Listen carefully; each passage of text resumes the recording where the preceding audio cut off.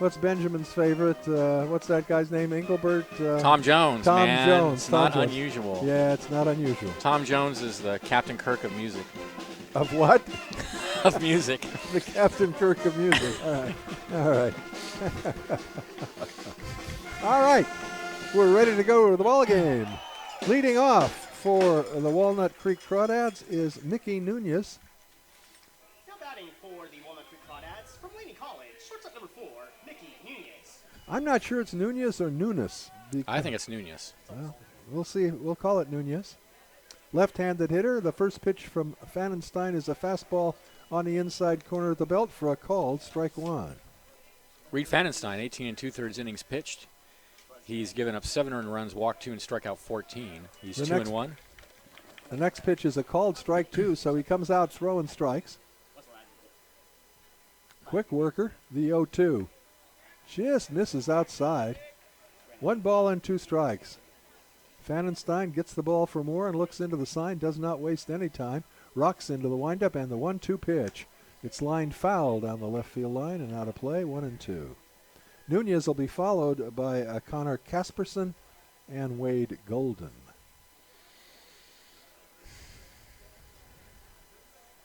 Nunez, short of stature, left-handed hitting leadoff hitter, and the 1-2 pitch to him is grounded just fair. Gloved by the first baseman. His throw to the pitcher in time for the out. Nice play by Newman and a good job by Fannenstein to get over to the bag quickly. 1 up, 1 down in the top of the first for the Crawdads, and that will bring up Connor Casperson.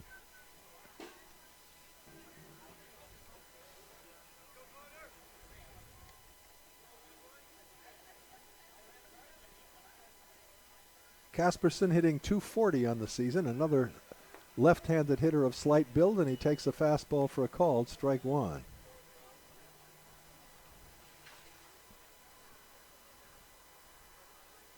Casperson, 5'10" left-handed hitter, takes another fastball over the plate, and it's 0-2 to him.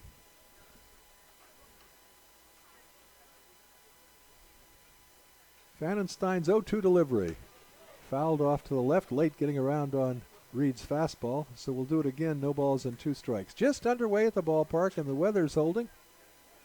Come on out and enjoy a ball game. The weather's cool, but the hot dogs are warm. The 0-2 pitch punched foul again off to the left and out of play.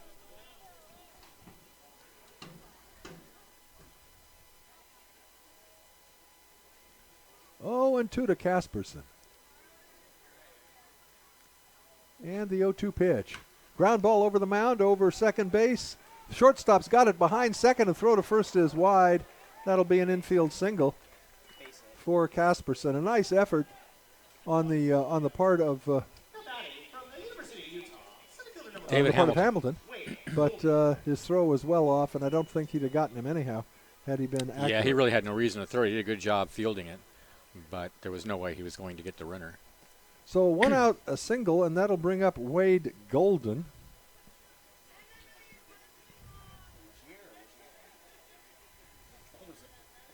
Golden, another left hand. So the first 3 batters hitting from the port side. Throw to first base, and it's fairly close. Diving back safely is Casperson. Second baseman Pozos pinched a little bit towards second base. So a pretty good gap between the first and second baseman.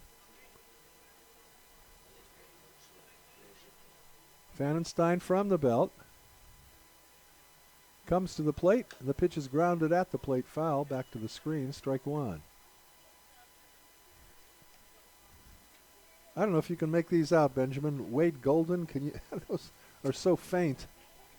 Trying to get the stats on the visiting team, but the print batting is light. .318. Okay. 6 RBIs. No home runs. 3 doubles. 1 triple. All right. Thank you. It's probably more than you wanted to know. But That was good. That's good. I was looking for on-base percentage and slugging, but that's not on their stat sheet. The guy in the on-deck circle, or on-deck area, I should say. Alex Suruda, he's their number 1 hitter. Casperson has a pretty large lead over there at first. Throw to first, that's close again. He's back. Fannenstein's worried about him.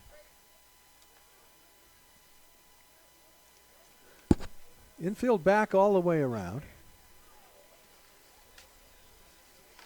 Well, we're right around the halfway point of the crab season. Here's the pitch. Ground ball over the mound. Second baseman's got it. Pozos to short for one. Sweet. The relay to first. A great play. That ball was hit to Pozos, and he got it in his glove and just shuffled it. Did not take it out of his glove, just shuffled it to Hamilton for the first out, and Hamilton's relay to first in time for the 4-6-3 double play, and that'll do it for the Crawdads in the first. At the end of half an inning, Crawdads nothing, Crabs coming to bat. You'll see Crabs baseball, KGOE 1480.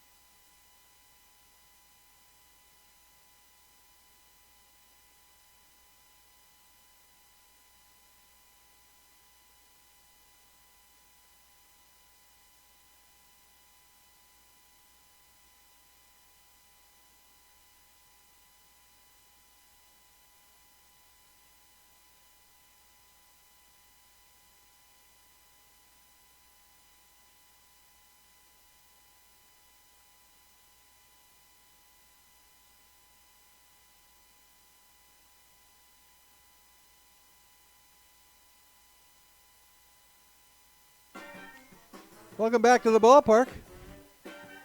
Crabs will send up David Hamilton, Brian Pozos, and James Outman to face the right-hander for the Walnut Creek Crawdads.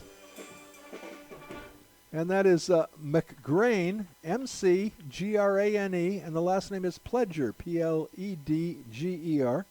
McGrane comes into this ball game. This is only his second start of the season. He comes in with an earned run average of 4.05 and a record of 1 win and 1 setback. So the Crawdads come in here a hungry team. They played the Crabs tough, as I recall, last season.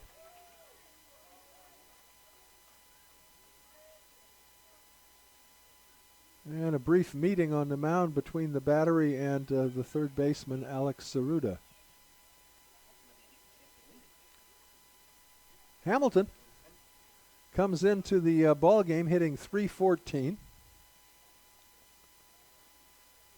slugging .510, and a .400 on-base percentage.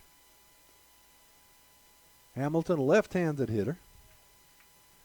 And the right-hander, McGrane Pledger, looks into his catcher, Valencia, rocks into the windup, and his first pitch is popped in the air on the left side of the infield in foul territory. It looks like the third baseman will have room, and indeed, Saruda gloves it for the first out. So Hamilton, first pitch swinging, pops out to Saruda, and that'll bring up Brian Pozos. Pozos hitting .245 on the season. He has a couple of round trippers, and he's driven across 13 runs. Brian, right-handed hitter, facing the right-handed slants of Pledger. And the first pitch to him is swung on and missed, strike one. So the Crabs coming out swinging, aggressive at the plate. Infield back all the way around. And as we mentioned at the outset, the lights are on early tonight. The 0-1 pitch, he shows bunt, and it gets a beauty down the third base line. That's a base hit. No play at all. Perfect bunt by Brian Pozos, halfway down the line between home and third base, and just died on the grass. That's as pretty a bunt as you're going to get. So a one-out bunt single by Pozos. The Crabs have a runner aboard, and their number one hitter coming to the plate in the form of James Outman. Outman hitting an astounding .467 on the season. A couple of long flies with 13 runs driven across. Pozos with good speed at first.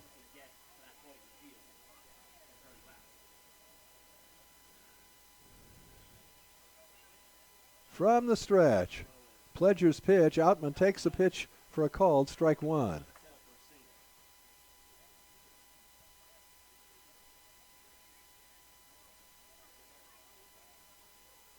No balls and a strike to Outman.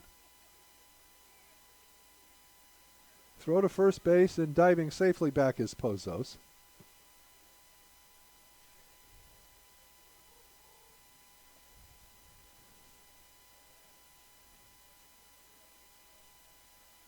At the set. Pledger comes to the plate. A high fly ball out of play off to the left. So Pledger ahead on the count now. No balls and 2 strikes to James Outman.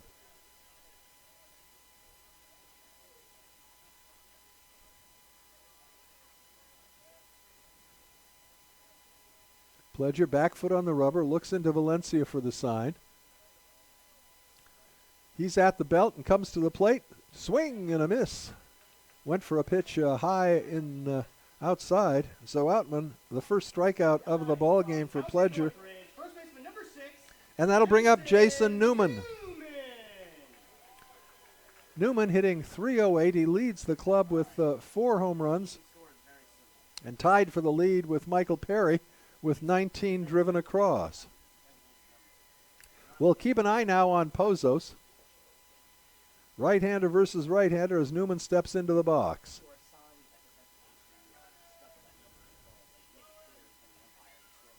Pledger at the set. The pitch fouled off to the right and out of play. Strike 1.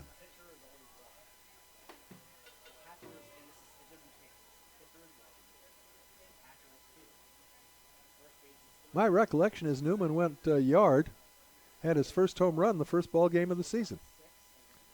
And he's added 3 since then. Wears number 6 on his bat. Waves the bat back and forth. Pledger's now set. The 0-1. Low and away. 1 ball and 1 strike. Third base coach Tim Wheeler flashing signs into Jason Newman, letting him know what Brian Pozos may be doing at first base on this pitch. Pozos edges off a bit further, held on over there by Laguerre. Throw, and he's back standing. 1-1 the count.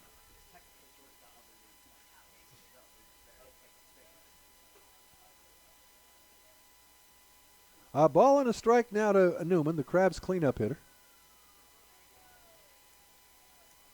Right-hander versus right-hander. Pledger comes to the rest. His 1-1 pitch. Fastball away. 2 balls and a strike.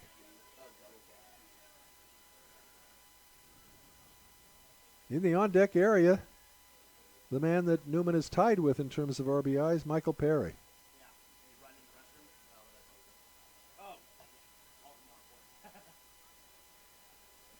Two and 1 to Newman. Pledger kicks and deals. Breaking ball is lined into left field for a base hit. Pozos will move up 90 feet. A 2-out single for Newman, and the Crabs now with runners at first and second base. And the aforementioned Michael Perry coming to the bat. Perry hitting .310, 3 home runs, and 19 driven across.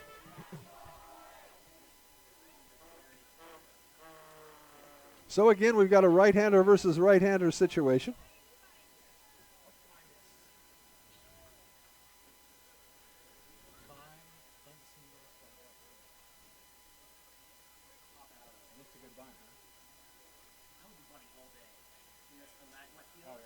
Pledger at the set.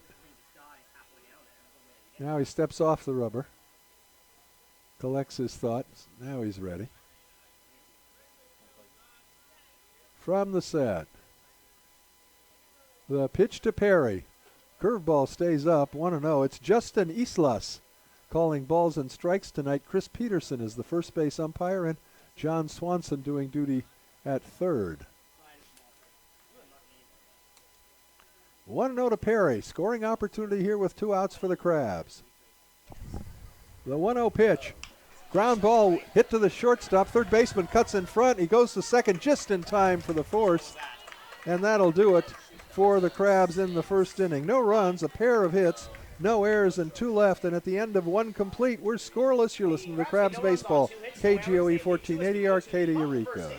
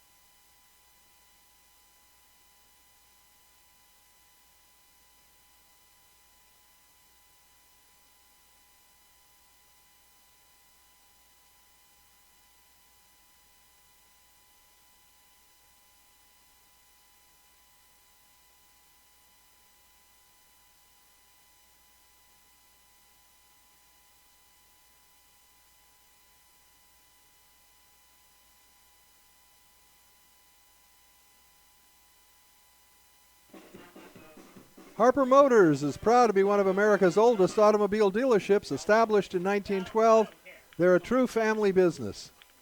Founder Harvey Harper traveled from Arizona to Eureka with his family in a 1912 Ford Model T to settle and begin his Ford dealership in downtown Eureka. Today, great-grandson Trevor Harper oversees the operation that's been serving the North Coast for over 100 years. With every Crabs home run, Harper Ford will donate $50 to District 26 Little League, so go Crabs go.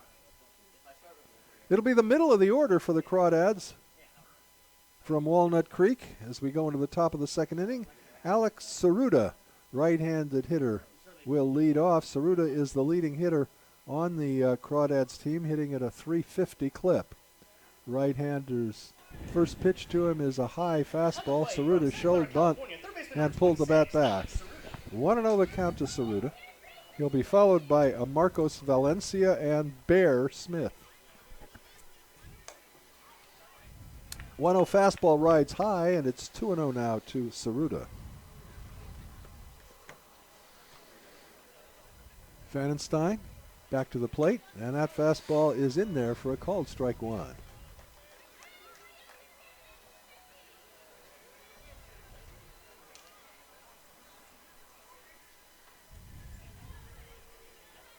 The 2-1 pitch fouled off to the right and out of play.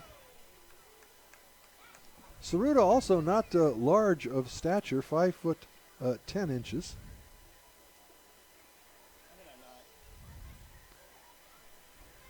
You know, I think the man we have as Golden is actually Guiden, G-U-I-D-E. Well, I have him as Goulden, so.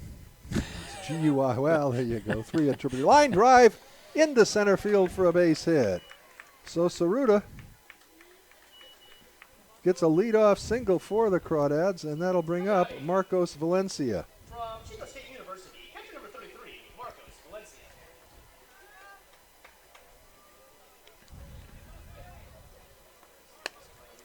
Here's Valencia, right-handed hitting catcher. And he's one of the larger guys on this squad. 6'2", 195-pounder. Plays for Chico State University.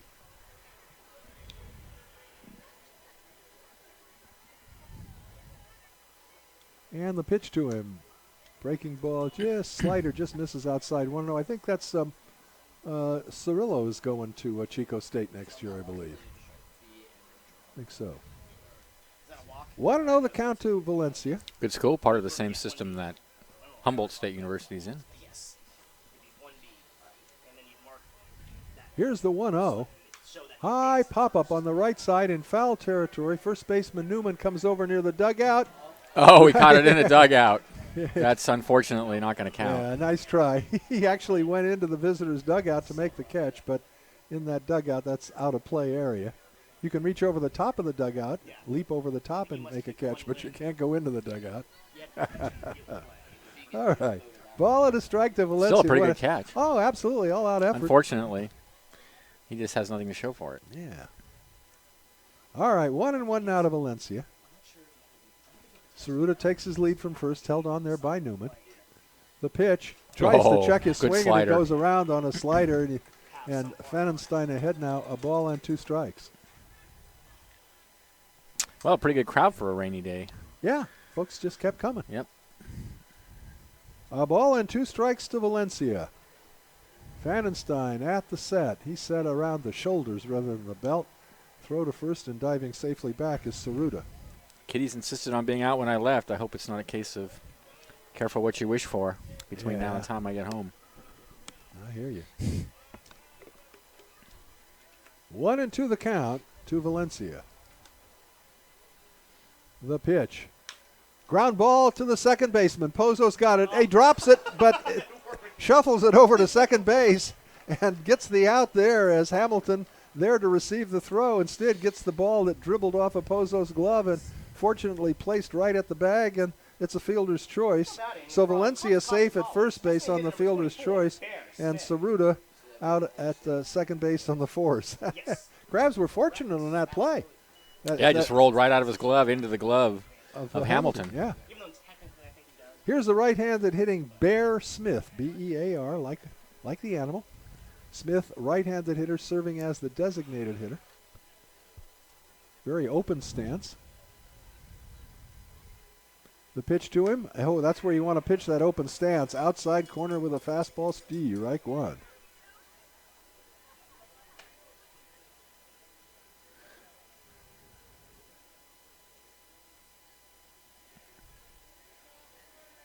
Valencia, short lead at first. Throw over there. He's back.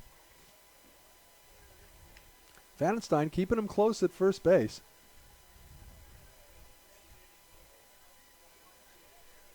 One down, runner on first, top of the second, we're scoreless.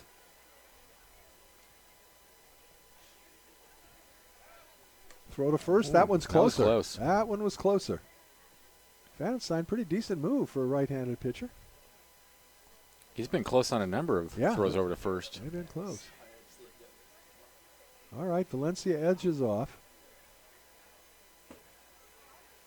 The 0-1 pitch. Swing and a miss. Again. He's been very effective with that slider. That slider breaks quite a bit, and he's definitely had the Crawdads baffled by it. Ahead 0-2.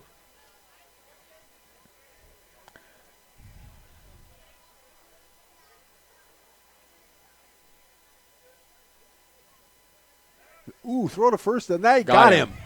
He was leaning the wrong way, and by the time he found out he seemed like it was just a matter of time.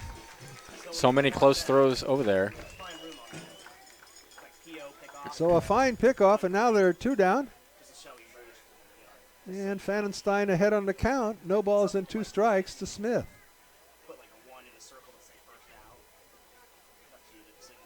The 0-2 pitch. That misses with a breaking ball outside. 1-2.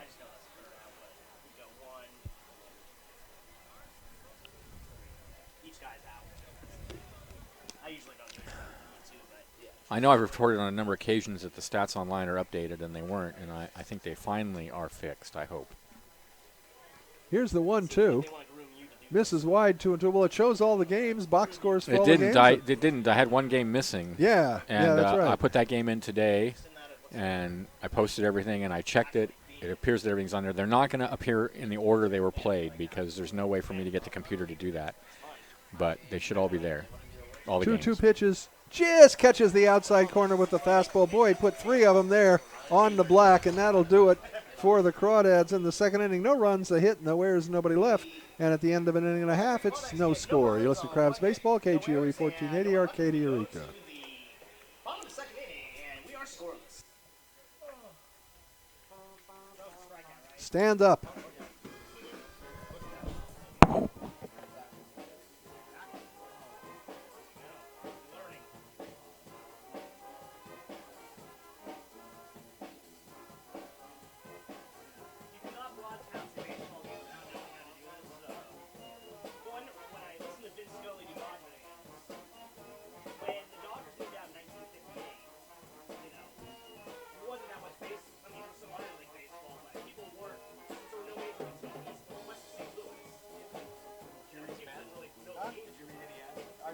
Everything on the front page is red. And on top of that, 30 seconds.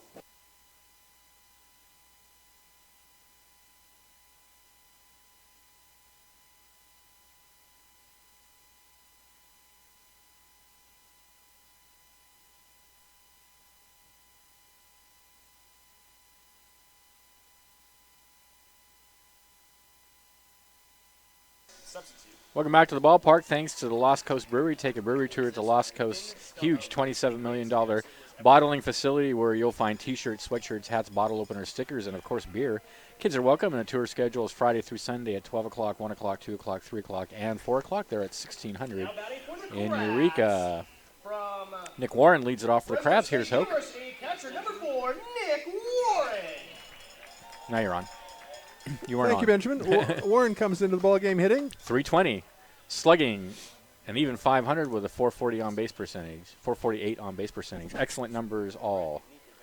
And a fine job behind the plate, and he lines the There's first another pitch hit. over the pitcher's head and into center field for a base hit. So first pitch swinging, and the Crabs have been doing a lot of that this evening. Pays off, and the Crabs now with a runner on first and nobody out. That'll bring up the designated hitter, State University, designated hitter number 17, Newt Johnson. Newt Johnson. New Johnson comes in at 284, slugging 388, on base percentage of 432.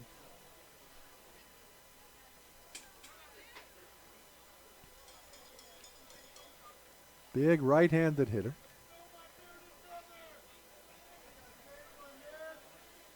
Pledger has given up 3 hits early in this ball game. One of them a fine bunt single by Brian Pozos. The other 2 were hot shots. There's a breaking ball for a called strike. Looked like a slider. 0-1.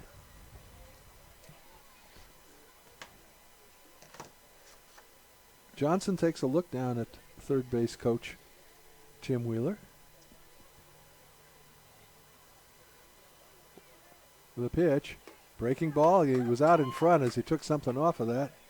So Pledger ahead 0-2. Warren with good speed for a catcher at first base. 1 for 1 in stolen bases. The Crabs have not been particularly successful on the base paths. I would say halfway into the season, that's pretty much the weakest part of the Crabs' game, is the base running. The 0-2 pitch, curveball, just missed a little bit wide. 1 ball and 2 strikes. They're only 29 out of 39 in stolen bases, which is not very good. That's 70%. 75%. Yeah, but 80% is the threshold for good. Is that what they say? Yeah. 80%? Anything under 80, you're pretty much giving runs back. The 1-2 pitch, breaking ball stays inside. 2-2. Well, the But also- same would be true with the Giants. I mean, Denard Span, their leadoff hitter, something like 5 for 9. You're in better stolen off bases. just not bothering. Yeah. But the other thing I've noticed too is there's just been a lot of mistakes on the bases. Yeah, we this have season made some for the Crabs. base running errors. 2-2 pitch. Warren's not going, and the pitch is grounded to the third baseman.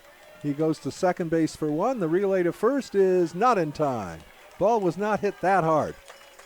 So Warren erased. Johnson safe on the fielder's choice. And that'll bring up Logan Bush. Now batting from North Dakota State University, right fielder number 27, Logan Bush is batting .259. He started off the season, as I recall, in around the 100s, so he's been hitting much better lately. Yes, he has.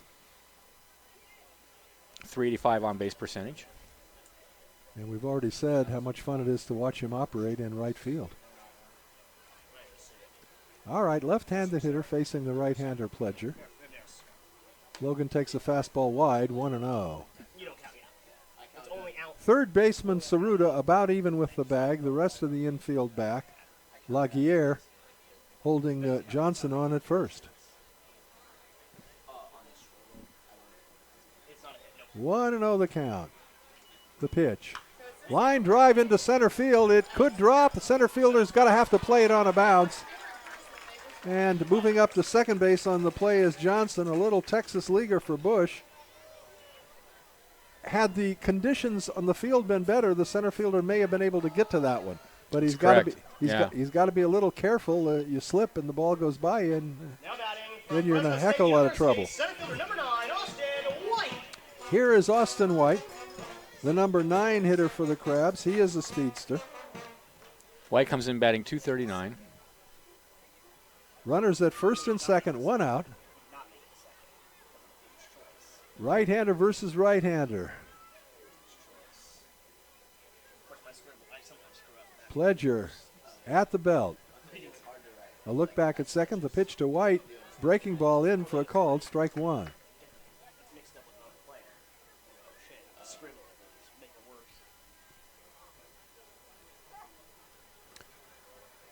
0-1 the count to Austin White. Crabs threatening here in the home half of the second. Runners at first and second. One down. The pitch.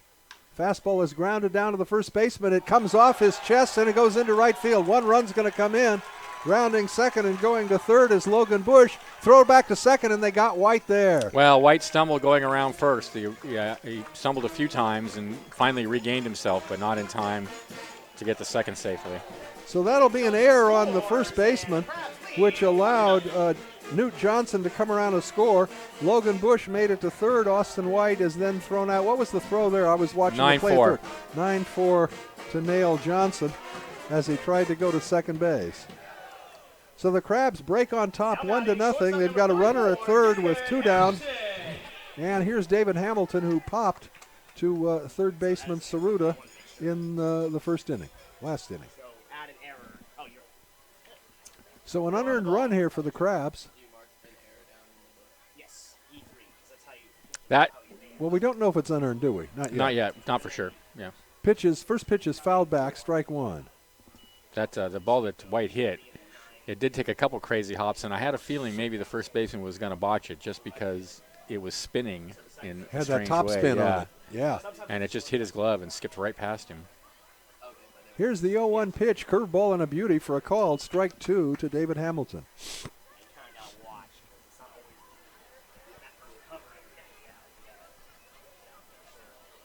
The 0-2 pitch, wide with a fastball. So Pledger, in the minority of right-handed pitchers, who goes from the windup with that runner on third base. Kicks and deals 1-2. Ground ball to the right side. First baseman backhands it. Nice play. The throw to first base, and he is out. What a great play. Wow. Both by the first baseman to glove that backhandedly, and then a fine toss to the pitcher covering just to nab Hamilton. And that'll do it for the Crabs in the second inning. However, they come up with a run on 2 base hits. There was an error and 1 left, and at the end of 2, it's the Crabs 1 and the Crawdads nothing. You're listening to Crabs Baseball, KGOE 1480. Happy birthday. Boy, that was a heck of a play. That was a good play, yeah. He's a skater with the Humboldt Roller Derby. The last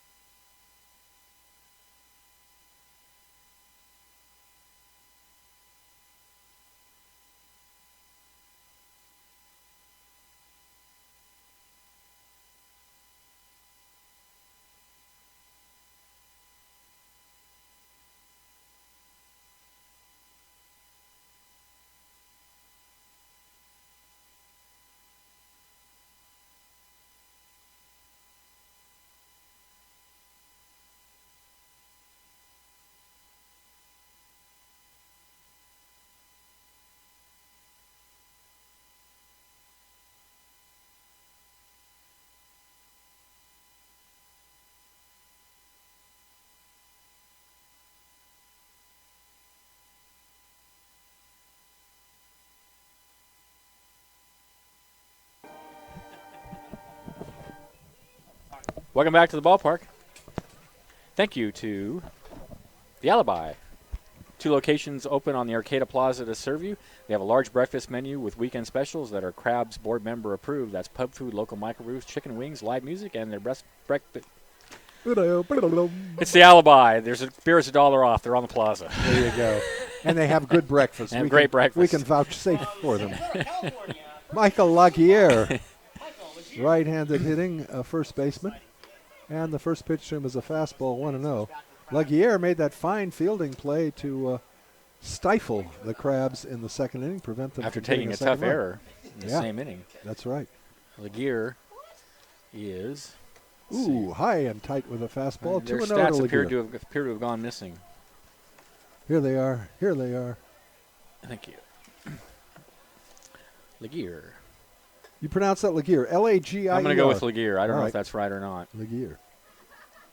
He has played in 13 games, and he has 4 hits and 41 at-bats. Wow.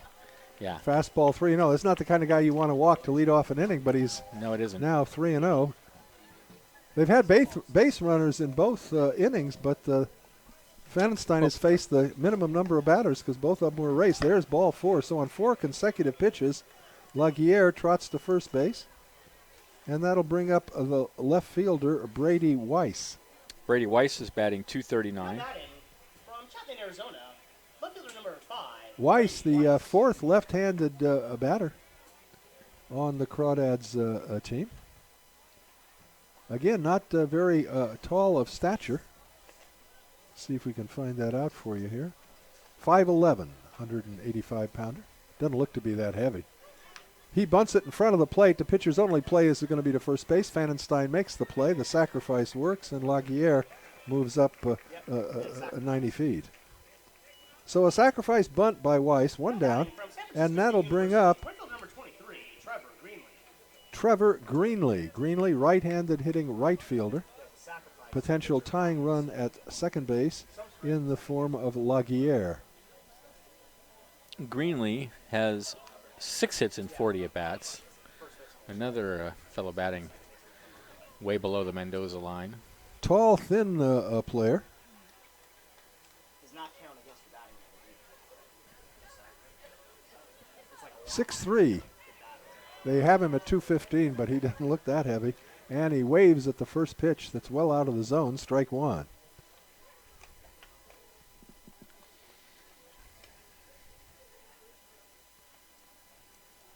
Right-hander versus right-hander. Fanenstein gets his sign from Nick Warren. A glance back at second, and the 0-1 pitch. Fastball low, a ball and a strike.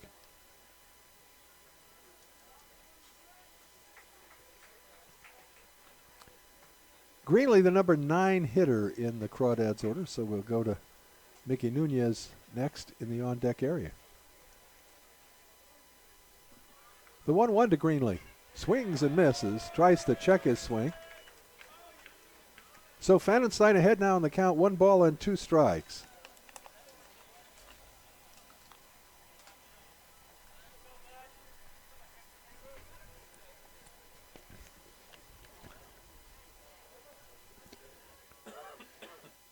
Laguerre takes his lead from second.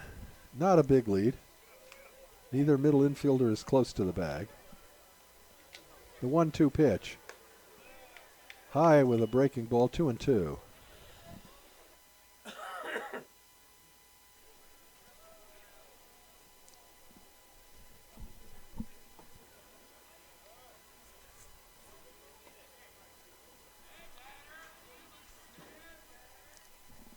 Fanenstein at the set. And the pitch, fastball away, 3-2.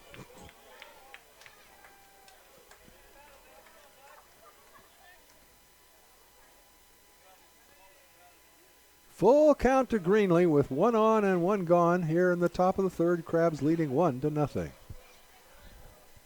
Fanenstein reads Warren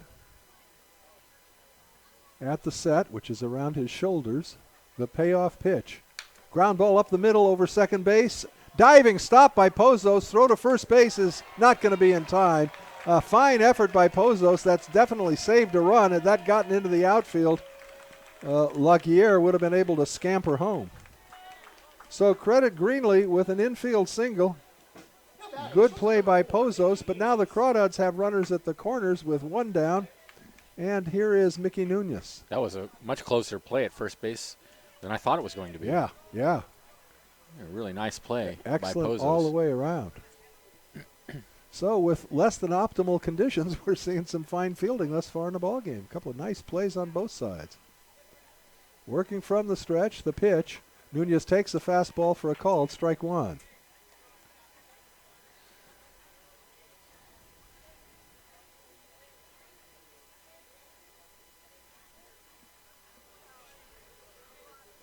Nunez, left-handed stick. The 0-1 pitch to him. Ground ball down to the second baseman. This could be 2. Pozo shuffles to short for 1. The relay to first base is in time for the double play. Nice scoop there by Newman. And so another double play executed by the Crabs. And that'll do it for the Crawdads in the third inning. No runs. They had a hit. There were no errors and 1 left. And at the end of 2.5, the score remains Crabs 1, Crawdads nothing. You're listening to Crabs Baseball on KGOE 1480 Arcata Eureka.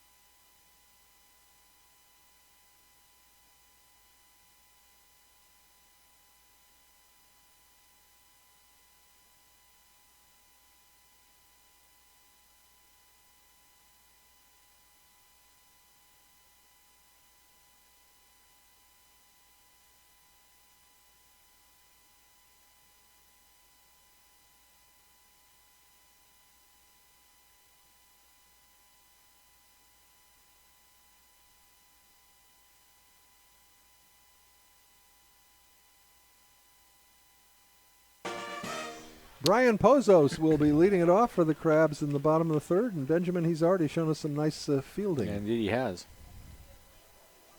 Pozos made that diving stop that prevented a ball from going into the outfield. I think that saved a run. Yeah, certainly, because that certainly would have died on the grass. Yeah. Especially as wet as the grass is. But yeah, I think you're correct. Yeah. And that double play was difficult too. That ball took a high hop on him at the last second, and he was just able to shovel it to second in time to start the double play. So Brian, who also got the first Crabs hit of the ball game, to lead it off here in the bottom of the third. Pozos, Outman, and Newman to face Pledger, and the first pitch is a fastball just a bit high, 1-0.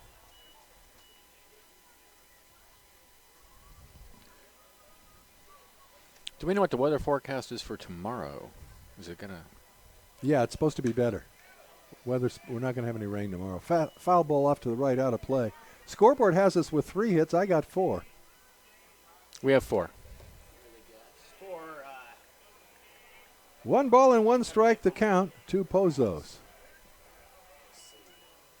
And the pitch. High chopper right in front of the plate. The catcher coming out quickly and throws him out, 1 down. So a high chopper and a good play by Valencia to quickly get on that ball and fire to first for the putout.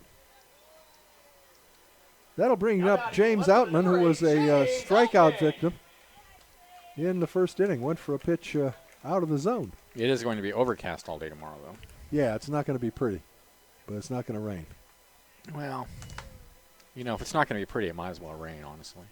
Well, no, that's not true because we can play when it's not pretty. We can't play Well, when that's it's true. raining. That's a good point. That's true. Thank That's you. true. Thank you.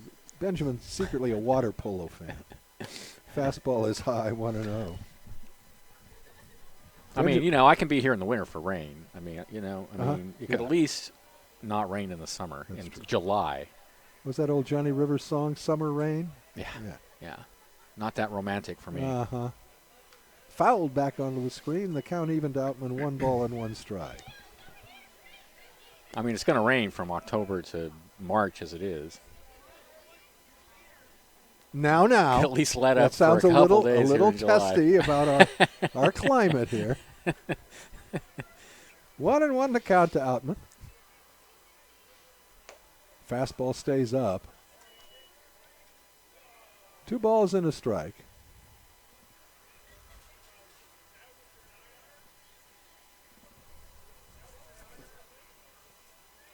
The 2-1 pitch. Breaking ball just catches the outside corner, a backdoor breaker, and its count is even at 2.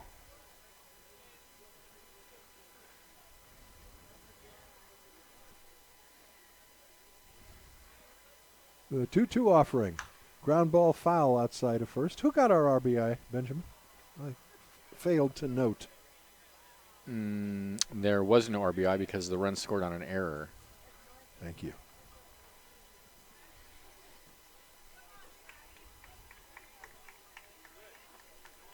Two and 2 to Outman.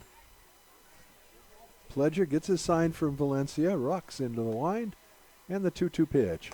Got him swinging. That the second time, got him swinging on a pitch that was high and out of the zone. 2 down for the Crabs in the third inning. Outman generally doesn't strike out that much, does he? He had 20. Actually, he's second. He's tied for second on the team. He came in with 22. Yeah. Okay. So now he's all alone in second When place. when he puts the ball in play, he must be hitting 600 then. Indeed, yeah. I mean, he came in batting 467. Yeah. So he's also walked 18 times. Here's Jason Newman. Newman a single in the first inning, and he takes the pitch high, 1-0. I mean, he has 43 hits on the season. The next closest guy is Newman with 28. Wow. Yeah. Well, Newman's got 29 now if you count that first 29, inning single. right. Huh? Pitch misses well outside, 2-0. And, of course, Newman now leads the team in home runs with 4 after the big midweek game. Hit a couple. 2-0 the count to Jason Newman. And that one is in there for a called strike. I was reflecting. I think he hit one opening day. Newman. I think his Yeah, I first home believe he run did. came opening I think day. you may be correct. 2-1 the count now to him. 2 down here in the Crabs' third. Bases are empty. 2-1 pitch misses outside, 3-1.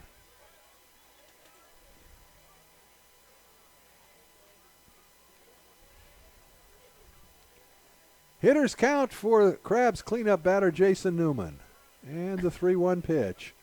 High fly ball into shallow right field. Second baseman going out, but it's going to be the right fielder in medium depth right field.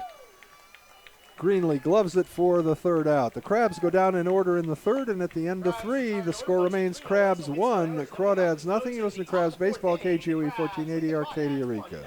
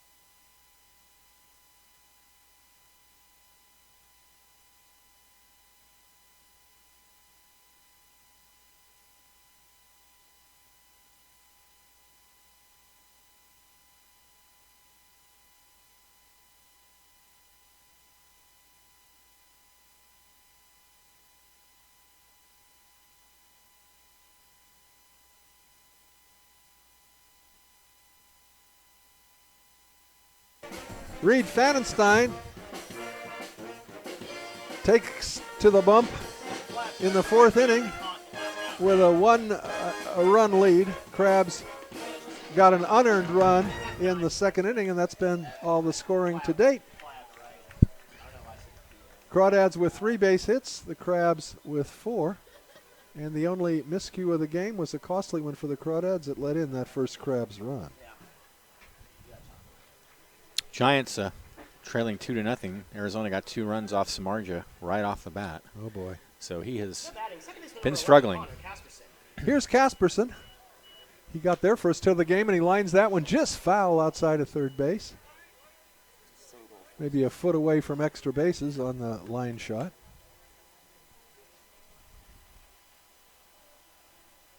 No balls and a strike to the left-handed hitting Connor Casperson. Breaking ball stays up, 1-1.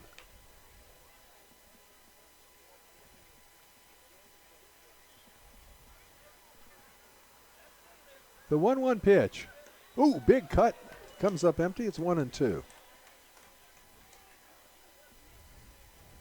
Fanenstein has walked 1 and he has struck out 1. Line drive into left center field. Center fielder's got room for it. White is under it, and he makes the catch for the first out.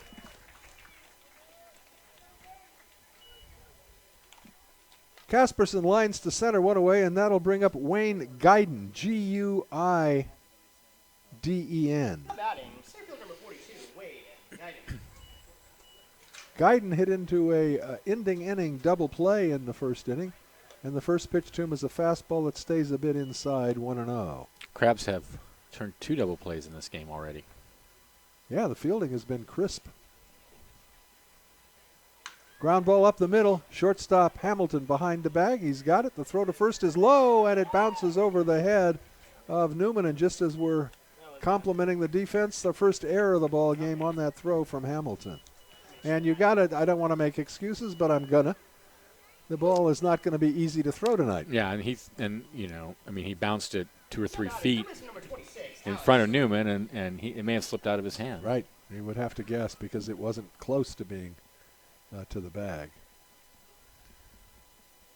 1 out, and the cleanup hitter, Alex Saruda, who singled in his first at-bat, and we mentioned he is the leading hitter on the team coming into tonight's contest batting at a .350 clip. The first pitch is low and away, a nice block by Warren to prevent it from going to the backstop. Fanenstein has already picked off 1 runner in this ballgame.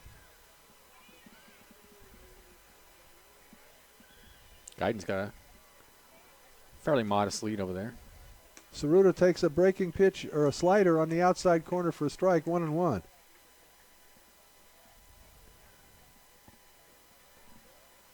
Guyton held on by Newman.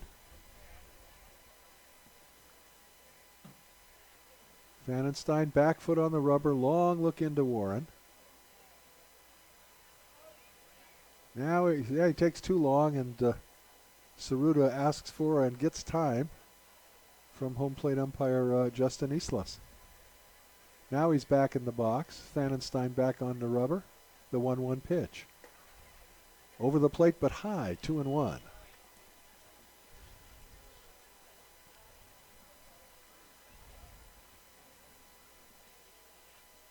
Right-hander versus right-hander. Vandenstein at the set. The pitch. Fouled off behind us. The count now even at 2.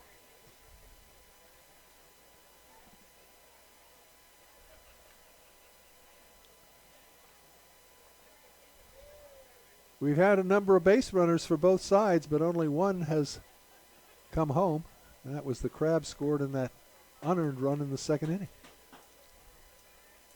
2-2, the count to Saruta. The pitch, fastball just misses outside. Full count, and now we'll see if Guyton's going here. With their best hitter up there, may be worth a shot. We'll see.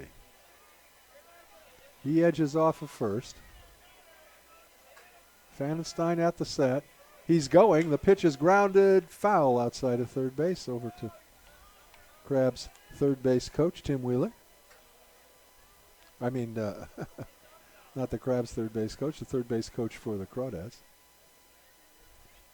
3 balls and 2 strikes. So on that pitch, Guyton was going. Let's see if they do it again, 3-2.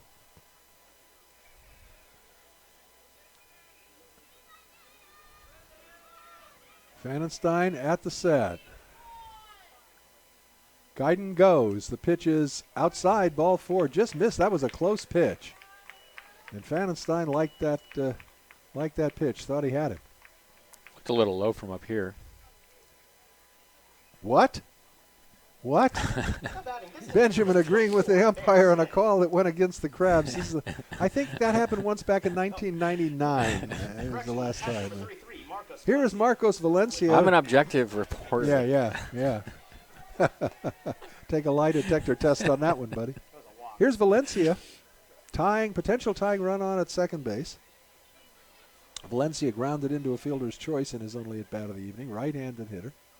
Vandenstein's pitch to him is a fastball, just misses a little bit outside, I guess, 1-0.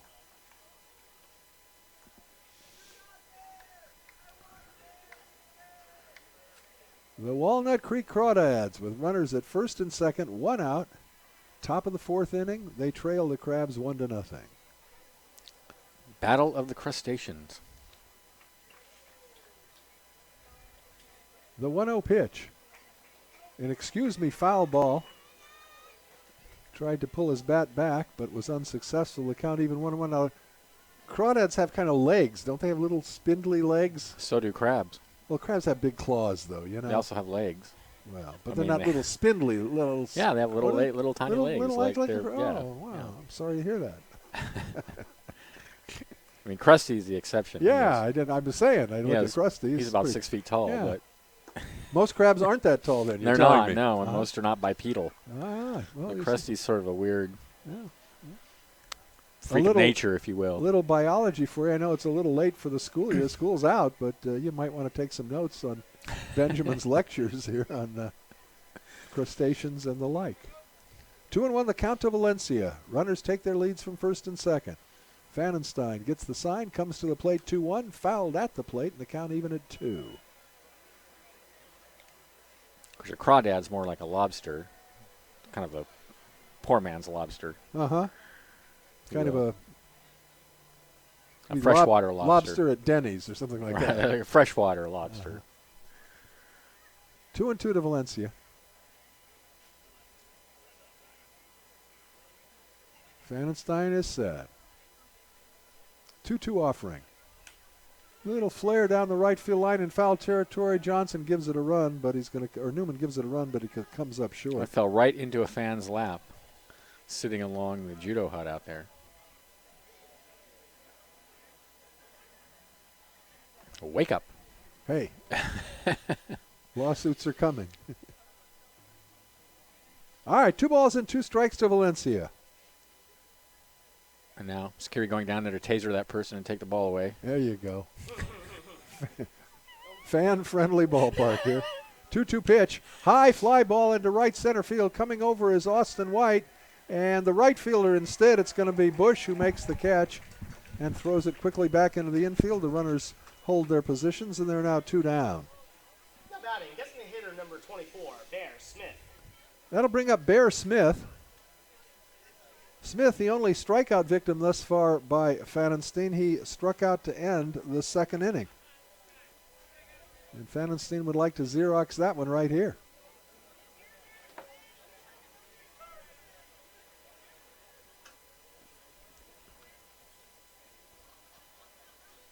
Right-handed hitting Smith. The pitch to him. Line down the right field line. It's fair. It's trouble. It is a foul ball. Good wood on it, but it was foul by a couple of feet down the right field line. So luckily, opposite field hit. That could have been, certainly scored 2 easily. Certainly would have scored 1 and probably 2, although again with Bush out there, the way he plays. That's true. He might have gotten that back in time to prevent the 2nd run, but it's all speculation. It's just a long strike. And the count is 0-1 to Bear Smith.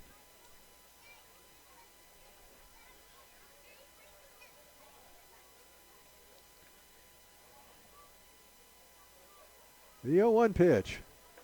Tries to check his swing. Does he go around? No, says the first base umpire Peterson. And the count even at 1-1. I like players that have the first name of animal. You know, like Cheetah, Bear, Giraffe, Bear Smith, Tiger Woods, Wombat, Lion Ted Cruz. Yeah. Platypus. Platypus, yeah.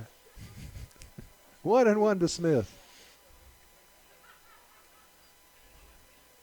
Crawdad runners take their leads.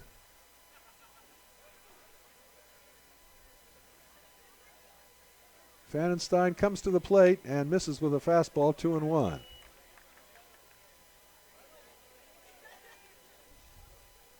This is the first inning that the Crawdads have not had a base hit.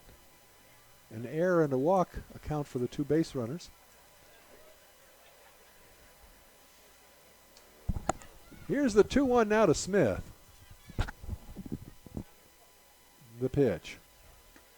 Strike called. Outside corner just above the knees, and we're at 2. Deuce is wild. 2 on, 2 outs. 2 balls and 2 strikes to Bear Smith.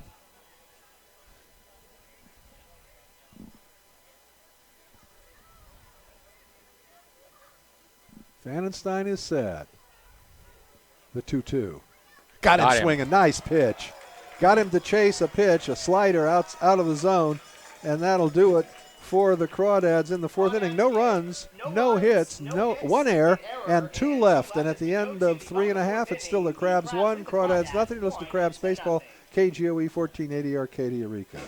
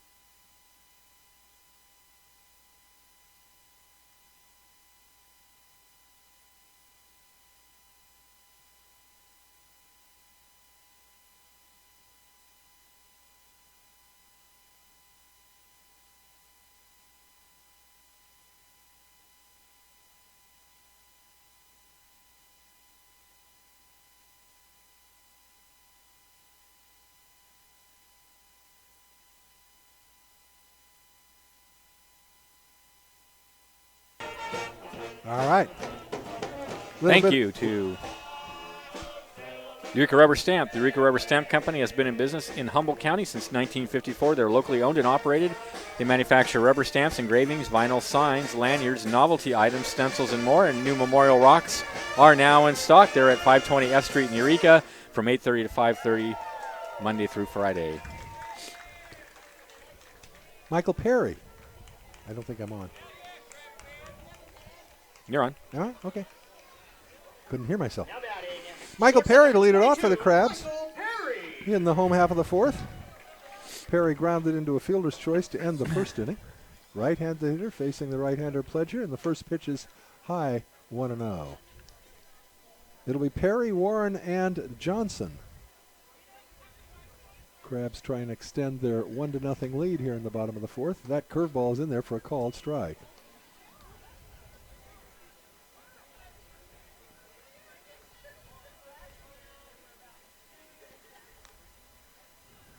The 1-1 offering. Misses wide with a fastball, 2-1.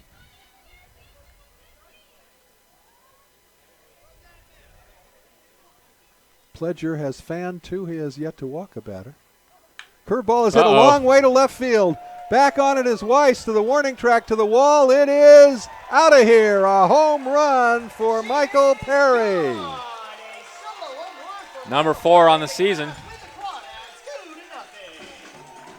No doubt about that one.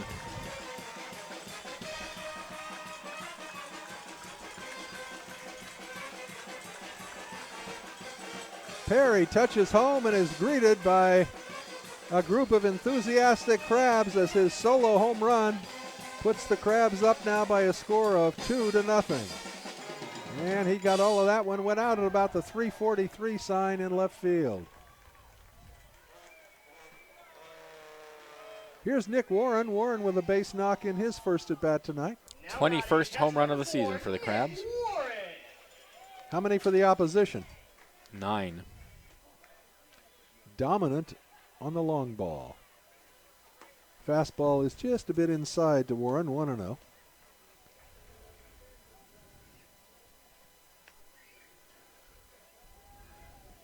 Pledger's 1-0 pitch. Breaking ball, and that one's hit a long ways but foul. That's going to make it out onto the freeway easily.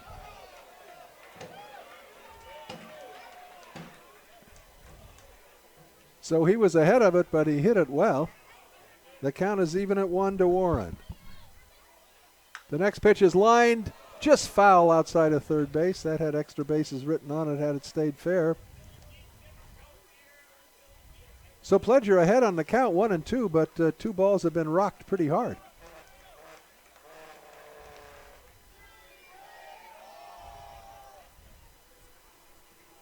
McGrain Pledger looks into his catcher Marcus Valencia. Comes to the plate, 1-2. And that one's fouled off out of play. What do you think? We got 300 people here tonight, maybe 4? Yeah, I'd say closer to 4, maybe 450. Giants have tied their game at 2. Well, that's good to know. The 1-2 pitch. Breaking ball. Well, that was not a breaking ball, but it was outside, 2-2. May have been a slider. Were you watching that? No, Benjamin's watching, checking out the Giants. That's all right. 2-2 the count. The pitch. Ground line to the shortstop. So Warren hit it hard, a line shot, but right to Mickey Nunez. Hit a one few. down. He hit a few hard. Yeah, nothing to show for it in that at bat, but got some good wood on it. Here is Newt Johnson. Johnson was on as a result of a fielder's choice. And he takes a breaking pitch inside corner for a called strike 1.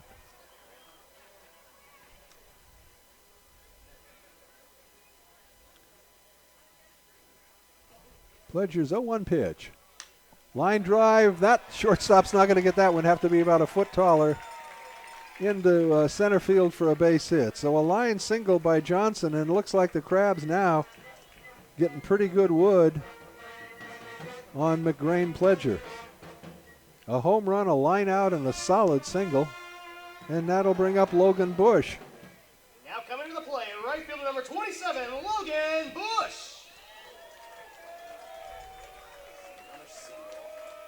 Bush singled in the second inning and was stranded on third base.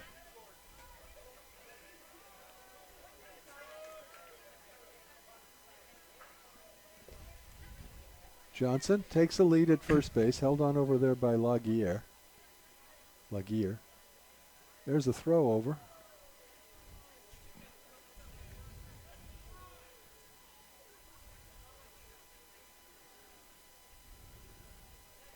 Johnson extends his lead a bit.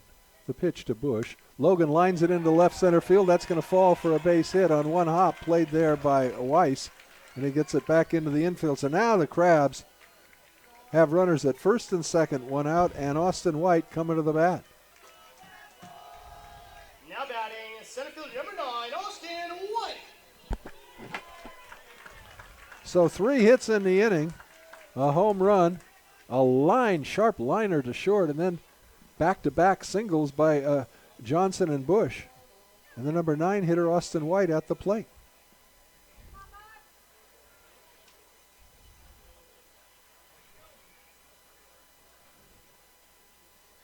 Pledger comes to the set. The pitch to White. Breaking ball is hit hard to left field. That's going to be in there for extra bases. If it's fair, it's going to be off the wall. 1 run's coming in. The second run's going to be held at third base on a booming double by Austin White, and the Crabs lead 3-0. Johnson scores on the RBI double On by the Austin play, White. Logan Bush goes to third base as Newt Johnson comes in to score, and the Crabs now are suddenly just coming alive at the bat. All 5 batters this inning have made solid contact with the ball. The only out, a line shot by Nick Warren. We've had a home run, 2 singles, and now a double by Austin White. And I think we're about to get some action, perhaps in the bullpen, for the Crawdads as we go to the top of the Crabs order, and David Hamilton. David looking for his first base knock of the evening. Hamilton came into the ballgame hitting .314, left-handed batter. Infield is now in all the way around. The pitch is bounces at the plate. A good job by Valencia to prevent it from going to the backstop, and the count is 1-0.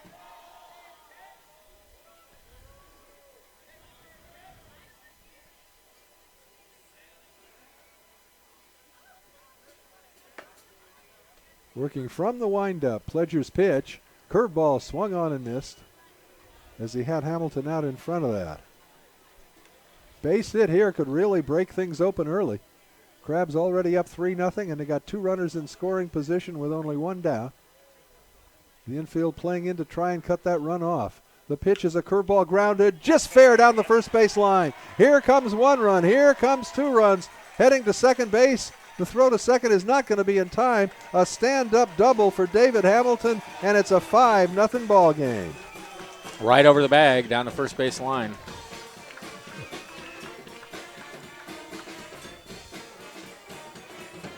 Two singles, 2 doubles, and a home run this inning, and now the manager of the Crawdads is going to come out to the mound. They have a right-hander now throwing in the bullpen. And we'll see if this is going to be it. It looks like he isn't making the move yet. I don't think he's ready yet because the pitcher in the bullpen just now started throwing.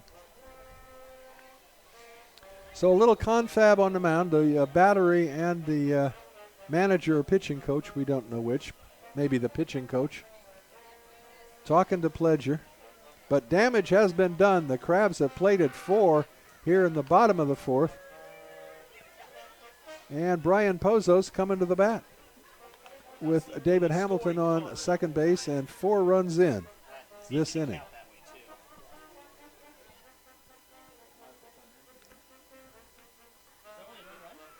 Pozos 1 for 2 this evening. A gorgeous bunt single. The first Crabs hit in the first inning. Oh, it's as pretty a bunt as you'll see.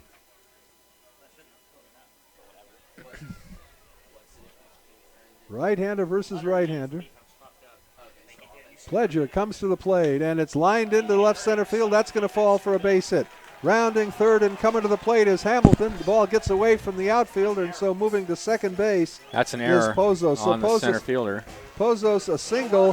He moves to second on the air by the center fielder. Credit Pozos with a run batted in as Hamilton easily scored on the play. So it's now 6-0. The Crabs again with a runner on second base. One out, and here is Outman. The Crabs' leading hitter has had a tough night thus far. He is twice a strikeout victim to McGrain Pledger. Eighth batter to come to the plate for the Crabs here in the bottom of the fourth inning. Well, they figured out how to catch up with McGrain Pledger's timing. Yeah, boy, they have absolutely timed him this inning. Yes, they have. And they haven't waited around. They've been swinging at early pitches and hitting the ball hard.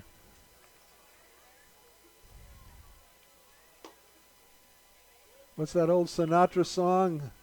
Love's more wonderful the second time around. I think batting's more wonderful the third time around. I thought you were going to say world on a string, because that's how the Crabs are feeling right now. Oh, yeah. 6-0. Yeah, yeah. They got the world on a string, sitting on a rainbow. Hey, I'll sing harmony for you. The 1-0 pitch. Tries to check his swing, and he does. It's low, 2-0. And now the catcher going out to have a word with Pledger. I think he's about the end of his string, Benjamin. I think you're right. Base hit here could do it. Now the shortstop's going to come in and have a word with him.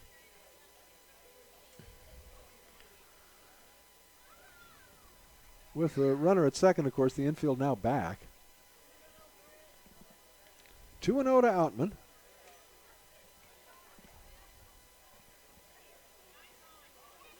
And the 2-0 pitch. Outman swings and misses, strike one. Pledger's only strikeouts of the ball game have come against James Outman.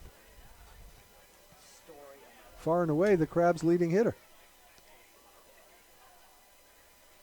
Outman would like to have a little reversal of fortune right here. The 2-1 pitch to him. Fastball taken inside corner for the belt for a called strike two. Now the first two strikeouts, both swinging, came on pitches up around his neck. We'll see what happens here. Pledger gets the sign from Valencia, now steps off the rubber for a minute, and Outman steps out of the batter's box. All right, everybody is reconfigured, and we're ready to go 2-2. The pitch. High pop-up on the left side of the infield. It'll be the shortstop Nunez on the outfield grass. No, the left fielder coming in, Weiss, and making the catch for the second out. My gosh, by the time he caught it, he was almost in the infield. That was another high fastball, and Outman just got a piece of it. Yeah. Yep. Here's Jason Newman. And special thanks to our bat boy, Jackson Kelly. Newman 1 for 2 on the evening. Now batting, first baseman number 6, Jason Newman.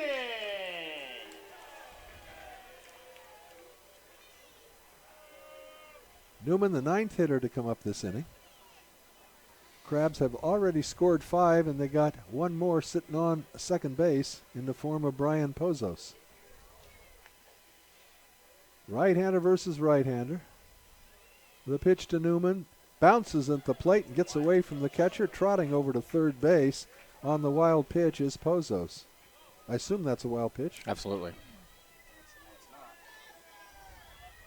So Pozos now 90 feet from home, and the count, a ball and no strikes to Newman. Got to guess this may be the last batter that Pledger faces, come what may. Yeah, he either gets out of the inning or he gets replaced, I suspect. And I think even if he gets out of the inning, I agree. we won't see him next inning. There's a line drive to right field. That's going to be in there for a base hit and more. It's to the wall. Right fielder's over to get it. Rounding first and heading to second base is Newman, and he's in with a sliding double. He didn't need to slide, but what the heck, look cool. So Newman, an RBI double. That'll score Brian Pozos, and it's now a 7-0 ball game. Surely that's it. Well, maybe not. Okay. My goodness gracious. They're going to let him. I think we've had 7 hits this inning, if I'm not mistaken. 1, 2, 3, 4, 5. You are correct. 7 hits. Wow. All right. Crabs 11 on the ball game, and we're in the 4th inning. None of them cheap. Here's Michael Perry, and the first pitch is outside 1-0.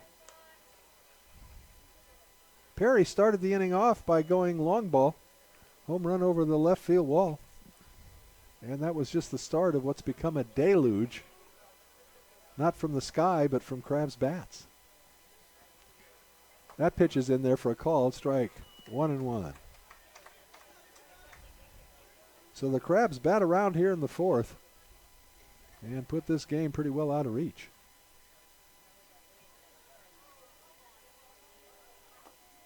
Just misses with a break, with a slider, 2-1.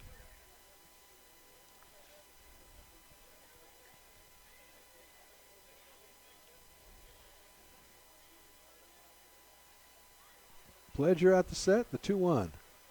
Breaking ball wide, 3-1. The one thing Pledger has done in each inning is get the ball over the plate. He has yet to walk a batter. In danger here. He's gotten it over the plate all right. Yeah, and they've smacked it out. The 3-1 pitch. High fly ball into left field. This should be playable. Left fielder Weiss is under it, and he makes the catch for the 3rd out. However, the Crabs come up with 6 runs on 7 hits. There were 1 error and 1 left, and at the end of 4, it's the Crabs 7 and the Crawdads nothing. You're listening to Crabs Baseball, KGOE 1480, Arcadia, Eureka.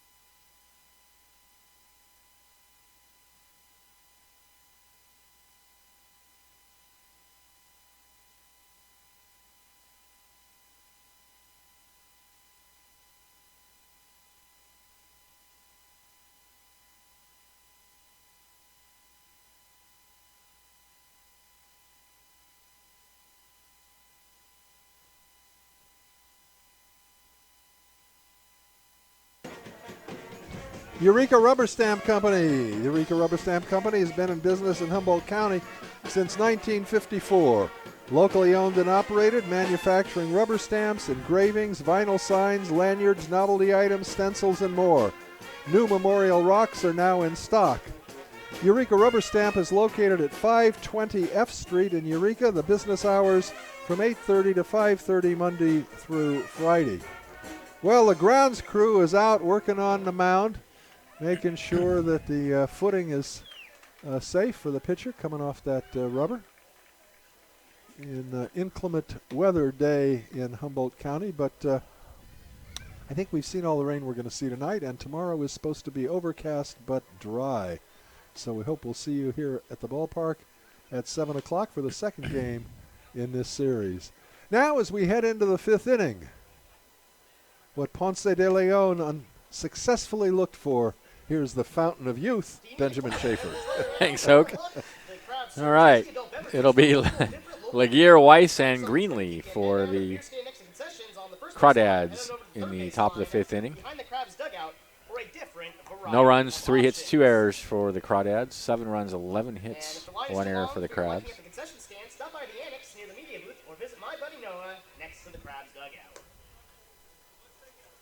All right, we're ready to go as the ball's thrown down the second. Laguerre walked in his first appearance. Lights are on at the ballpark. A dark, dreary day in Humboldt.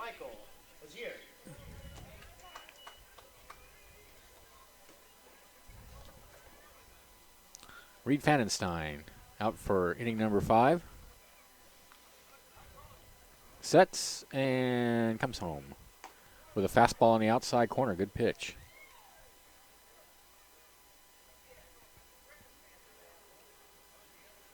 0-1. Hit high in the air.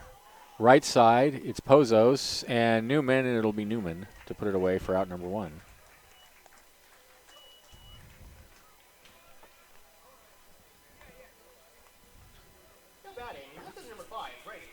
Here's Brady Weiss. Sacrifice bunt in his first appearance.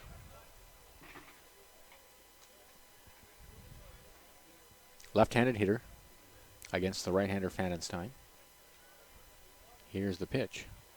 Fastball in there at the knees. Good pitch. Boy, he just pours that fastball right over the heart of the plate. He doesn't play around. The 0-1 hit in the air left field. Outman nearly in his tracks. Has it for out number 2. So quickly 2 away here in the 5th for the Crawdads, and here's the 9-hitter Greenlee. Singled in his first at-bat. Now batting, right field number 23, Trevor Greenlee.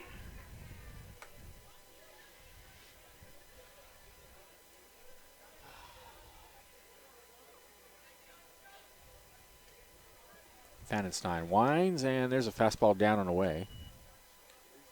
That's 23. Here's the 1-0 pitch. Fouled up against the screen. So a ball and a strike to Greenlee. After Greenlee, we'll go back to the top of the order with the shortstop, Nunez. 1-1 pitch. Line in the right field for a base hit. So with 2 outs in Greenlee at first, here is the aforementioned Nunez. Grounded to first in his first at bat, and then hit into a 4-6-3 double play. Now batting, leadoff hitter, shortstop number 4, Mickey Nunez.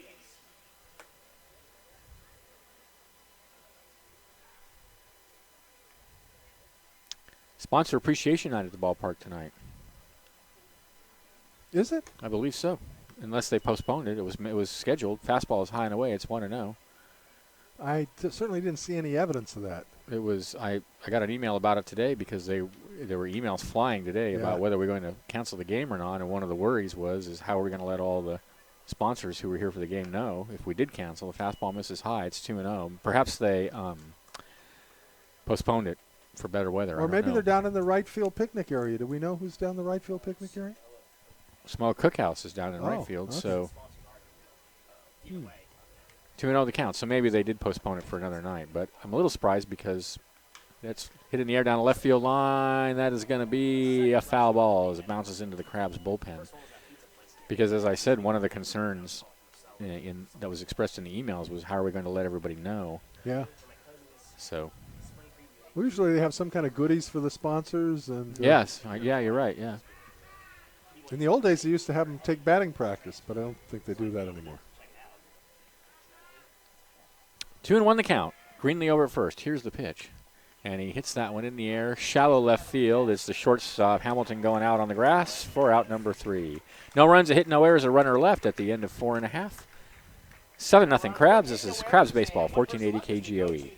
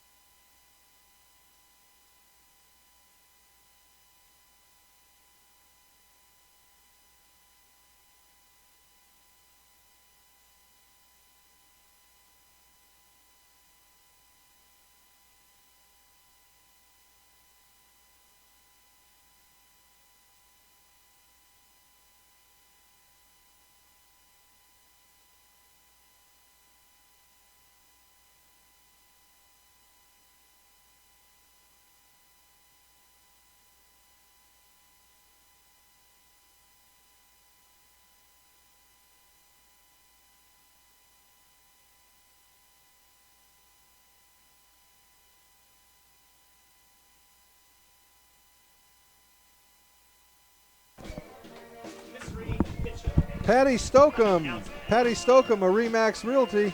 Patty's a Crab sponsor and supporter for more than 20 years. And Patty's been selling real estate for just as long. She'll handle all the legwork for you and cover all the bases. You can give Patty a call today at area code 707-496-3295. You can find her on Myrtle Avenue in Eureka. Our friend Patty Stokeham of Remax Realty. Well, we have a new picture. We have no idea who it is. All we know is that he's wearing number 21. There's no number 21 on the lineup card. And there's no number 21 on the roster. And before the game, I learned that some of the players with the Crawdads forgot their uniforms. And so the numbers are not accurate anyway. And so this is obviously someone who showed up without a uniform and just they handed him a uniform. And we're just going to go with number 21 because we don't know who he is. He's a big, tall right-hander, whoever he is. He'll face Warren. Let's see. He'll face Warren, Johnson, and Bush with the Crabs up 7-0. He winds and deals. A fastball is popped high in the air, back of home plate. The catcher coming near the fence. He sets and he has it. So 1 pitch, 1 out for the Crabs in the bottom of the 5th.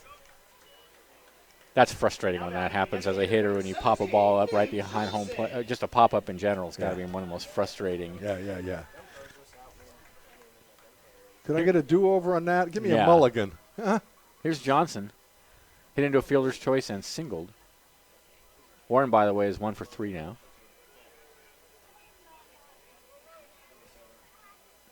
Pitcher rocks and comes home with a fastball that rides high and inside.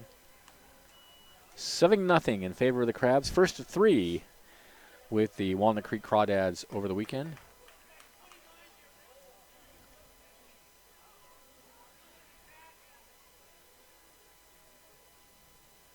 Want to know the count? Here's the pitch. Fastball misses just outside. It's 2-0.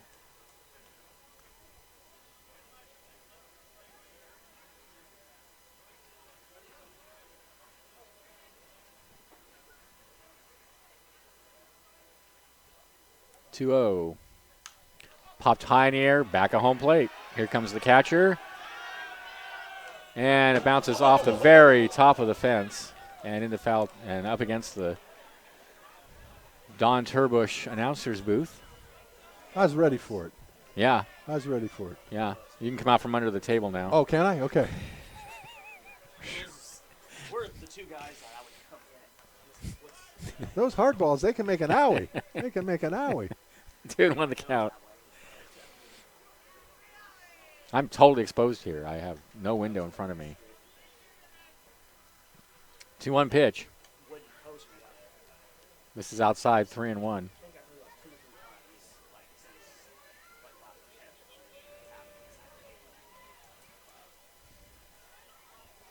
that's what it usually takes, bouncing off and skipping. It's the angle of 3-1 to Johnson. Here's the pitch.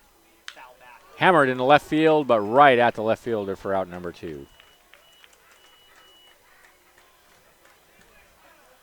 Here's Logan Bush, 2 for 2. Regular number 27, Logan That batting average just keeps on climbing. He came in at 259, 2 hits tonight.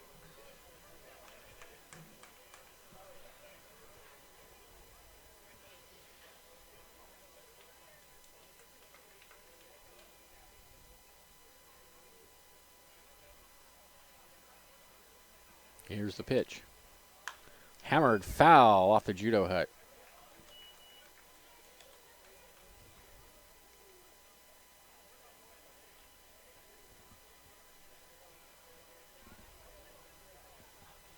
Oh, and 1 to count to Bush.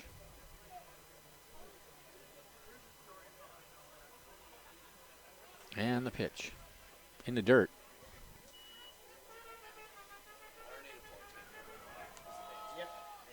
It is kind of pretty, for a rainy night. It is. It has Little wispy fog wispy against fog the in the hills. hills. Yeah. It is aesthetically pleasing. Here's the 1-1. High in the air, foul. It's going to drift out of play down the left field line.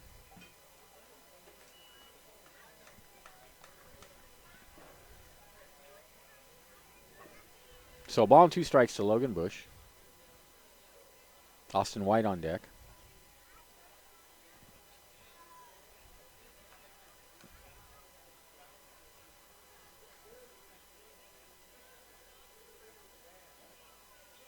Now a long look in from the pitcher. He shakes off a couple of signs. Now he's ready. And the 1-2. Breaking pitch, grounded foul, or towards the Crawdads dugout.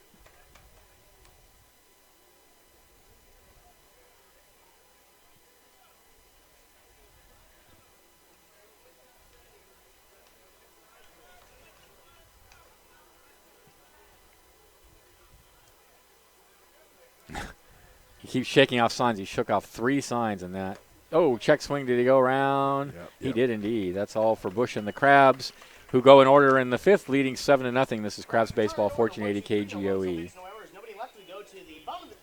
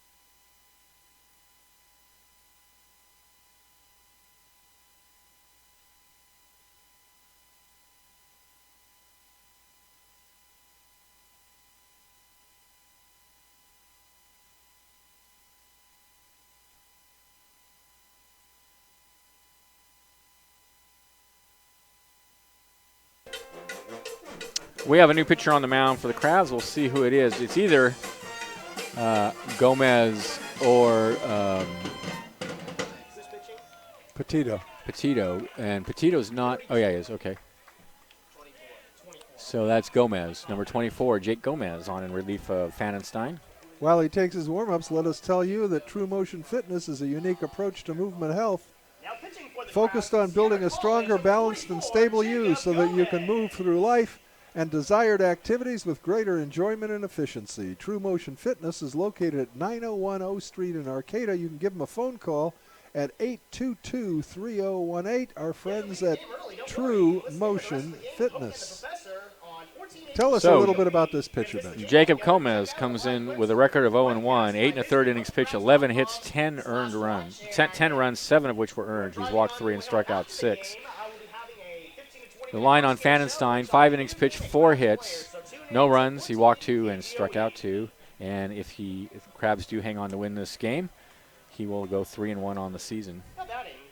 for the Crawdads, second baseman number 11, Connor Casperson. So Jake Gomez will face Casperson, Goulden, and Guyton and Saruta, with the Crabs up 7-0 in the top of the 6th inning.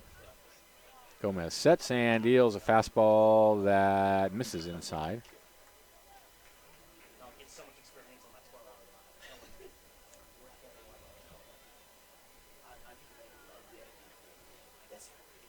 Side armor deals a fastball down low.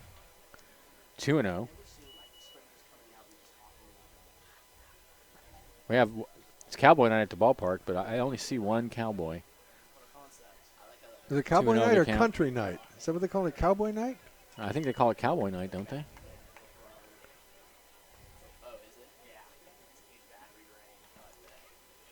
3-0 the count. Ball 4. So he walks Casperson on 4 pitches.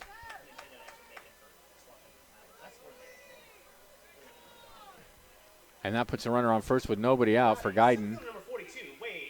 Wade Guyton is grounded into a 4-6-3 double play, and it's Goulden. It is Goulden. That's what I thought. They keep saying Guyton. It's Goulden. It's not. It's Goulden. 4-6-3 double play and a board on an error. Here's the pitch. Fastball in there at the knees for a called strike.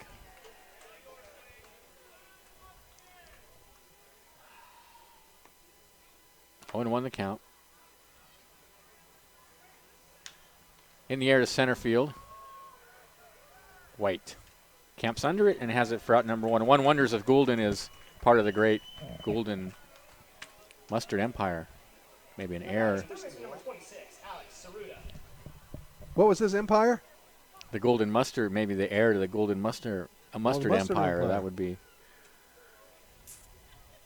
That would be nice. That'd be nice. That would A lot of wealth there, I bet. Yeah, I imagine people so. love that golden mustard. Here's Ceruto with Casperson over at first. And the pitch. In there for a called strike on the inside corner.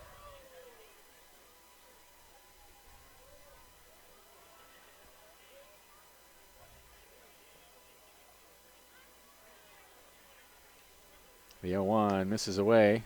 1-1. Of course, a lot of competition from French's and Grey Poupon as well, so it may not be that as big a market share as you might want. 1-1 count. Here's the pitch. Ooh. Just misses hitting him inside. 2-1. Hey, it's 7-0. I know. You know. Got to talk about something, and mustard shares, certainly something we can all relate to. That and fabulous dynastic wealth. Casperson over at first. Here's the 2-1, and it misses away. 3-1.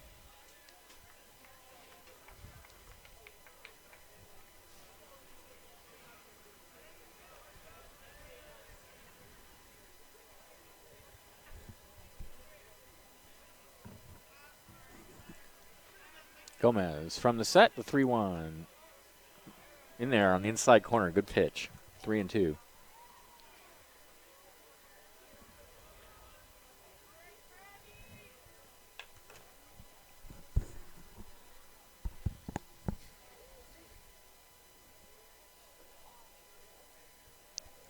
Three-two is grounded down to third. Over to second. That was close. Back to first. Not in time. They get the force at second. Well, it's not hit that hard. Perry fielded it cleanly. I think he had a little trouble getting it out of his glove. You may be right. Just Maybe right. second hesitation probably prevented the double play. But like you say, wasn't hit that hard, so maybe not. So with Ceruto at first and 2 outs, here's Valencia. Valencia hit into a fielder's choice and flied out. 50-50.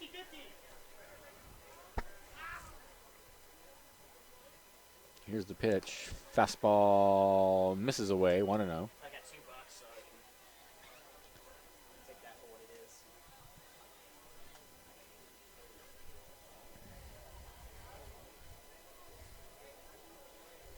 The 1-0 catches the outside corner, 1-1.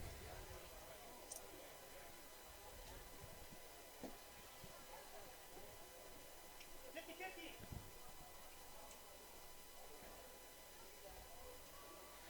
A ball and a strike to count. Here's the pitch. High foul ball out of play. I think out of play, yep. So 1-2.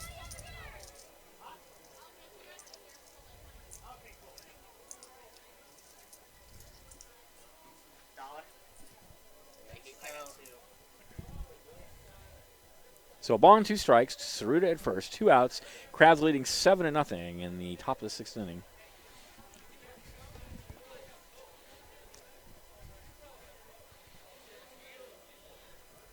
Yeah, I was just checking, Benjamin. Last year the Crawdads won 2 out of 3 from us. Did they? Yeah. They're in a down year, that's for sure. 1-2 misses far outside. 2-2. Yeah, indeed, you're right. As you pointed out, they've only got one hitter hitting over 300 in the whole lineup, and a lot of guys hitting in the below 100, or a few guys at that's least. why they're 5-19 coming into this ballgame. Yeah. We're killing you?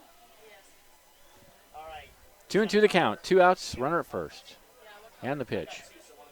And that bounces in front of Warren. No advance by the runner. That's how we. And count goes full. It's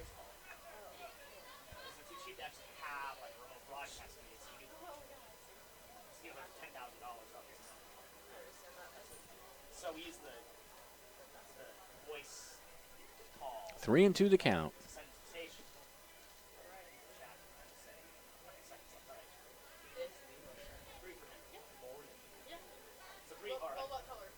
From the set, here's the pitch. Foul tipped. Up against the backstop. Count remains 3-2. Crawdads have had runners, in every inning. Yes, you're correct.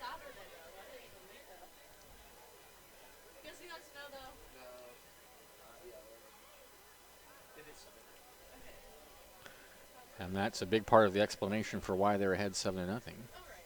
3-2. High tapper. Off the mound is Gomez. Throw to first. Nice play. Oh, my. It was either Gomez or nobody. No runs, no hits, no errors. A runner left at the end of 5.5. It's 7-0 in favor of Crabs. This is Crabs Baseball, 1480 KGOE.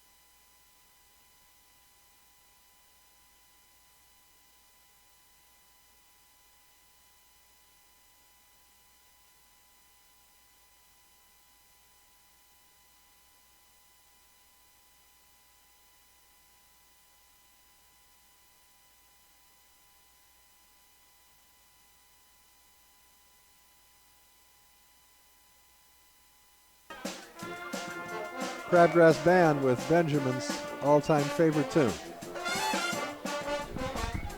Tom Jones. It's not unusual, and it's not unusual for I've requested it, played at my funeral. Really? It's my theme song, sort of. Ah. One of the last lines attributed, I don't know if it's apocryphal or not, but attributed to Bob Hope. And he was dying. He was 100 years old. And his wife said to him, "Where do you want to be buried?" And his response was, "Surprise me." True or not, it's a good line. All right, home half of the 6th inning, and the Crabs with a comfortable 7-0 lead.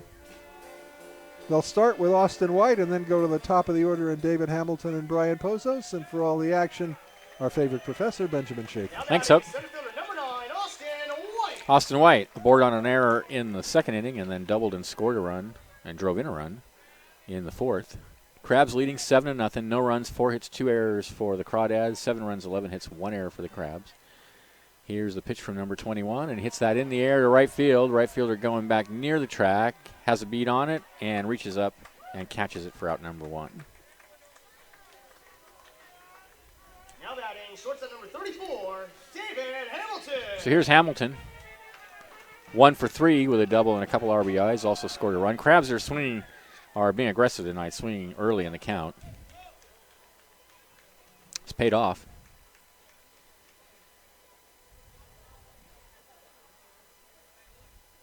No reason not to be up 7-0 as well. Here's the pitch, and he takes outside. Hamilton a big double in that 6-run 4th inning and scored one of half a dozen runs tallied by the Crabs. Yeah, Crabs had 3 doubles and a home run in that inning. Yeah. Here's the pitch. That one's hit high in the air, shallow center field. Shortstop going out, center fielder coming in, and it'll be the center fielder, Wade Goulden, to put it away for out number 1. Get in. That had some mustard on it. Here we go. Here we go. Here's Pozos. 2 for 3. The hot dog's talking mustard tonight.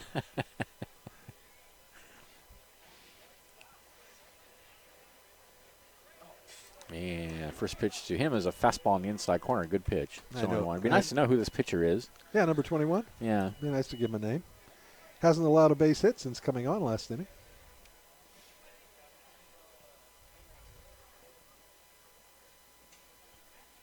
And here's the 0-1. Misses away with a slider, 1-1.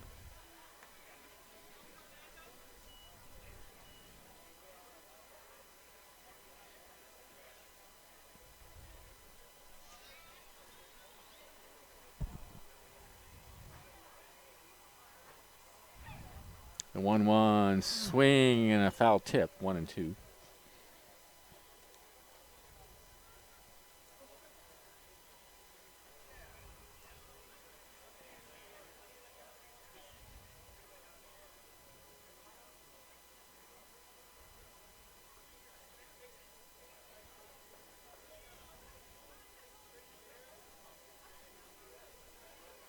Ball and 2 strikes to Pozos. 2 outs, nobody on for the Crabs, and he swings a slider and misses it, and that'll be all for Pozos and the Crabs. They go in order in the 6th, leading 7-0. This is Crabs Baseball, 1480 KGOE. Top of the 7th inning, the Crabs lead the Crawdads.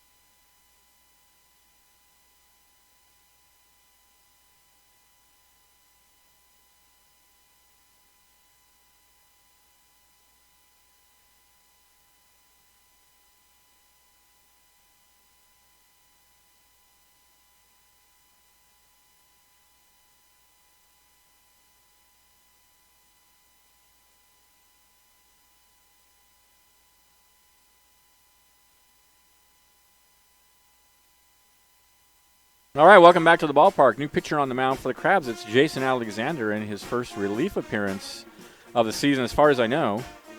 Yeah, he has 5 appearances, and they're all starts. So he comes in with a record of 3-1 and an ERA of 1.80. 30 innings pitched. That's the most on the team. 24 hits, 10 runs, only 6 were earned. He's walked 4 and struck out 36 batters. Yikes. Not bad. 8-to-1 strikeout ratio. Walk to strikeout ratio. Strikeout to walk ratio.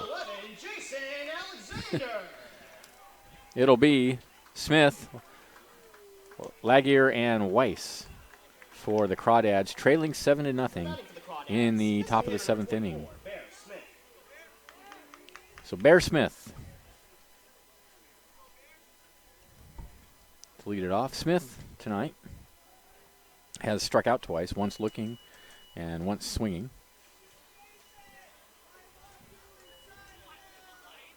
Alexander winds and comes home with a fastball that's fouled out onto F Street.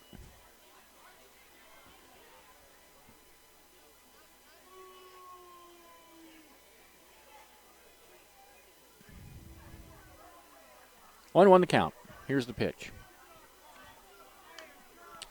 Tap foul off home plate. And quickly the count now 0-2.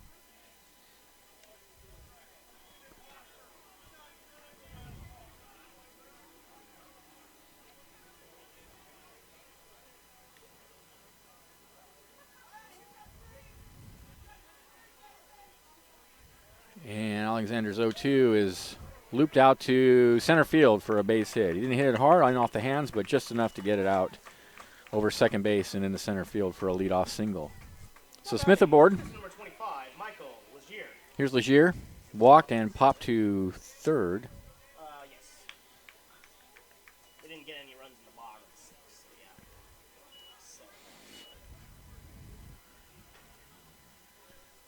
Slate gray clouds tonight at the ballpark.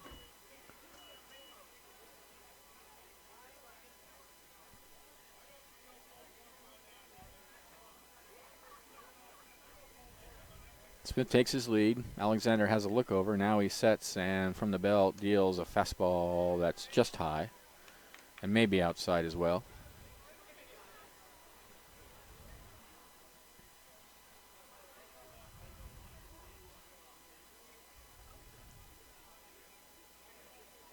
Here's the 1-0.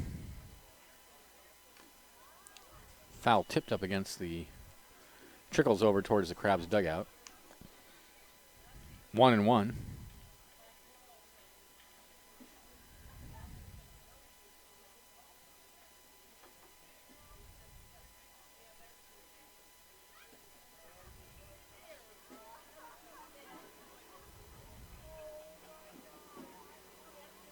From the belt, here's the 1-1 pitch. Low and away, 2-1.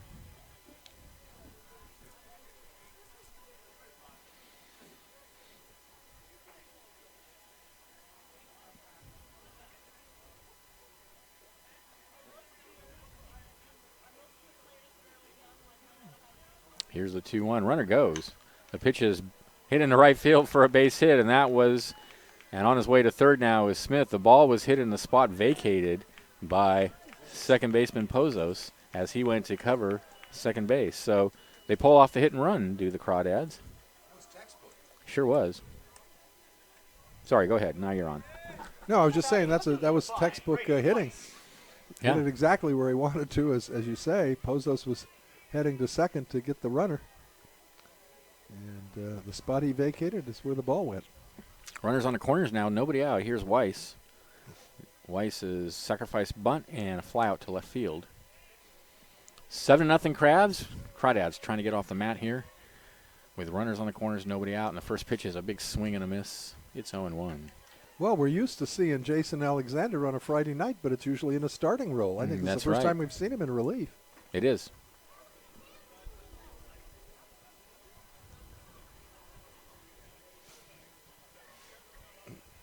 Oh, and 1 the count. And the pitch. Down low, runner on first goes down to second. The throw down is not in time. So Laguerre gets a stolen base, and that puts 2 runners in scoring position with nobody out for the Crawdads. And a count 0-2 to Weiss.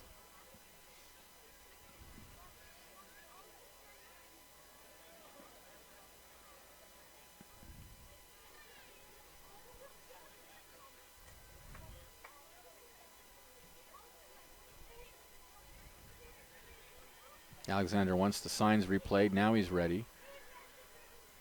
And rocks and deals. A breaking pitch down in the dirt. 1-2.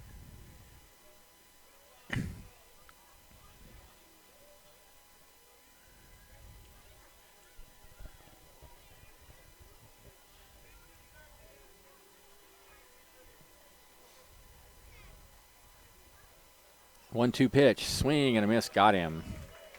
1 away. Here's Trevor Greenlee, the right fielder. He's 2 for 2 tonight.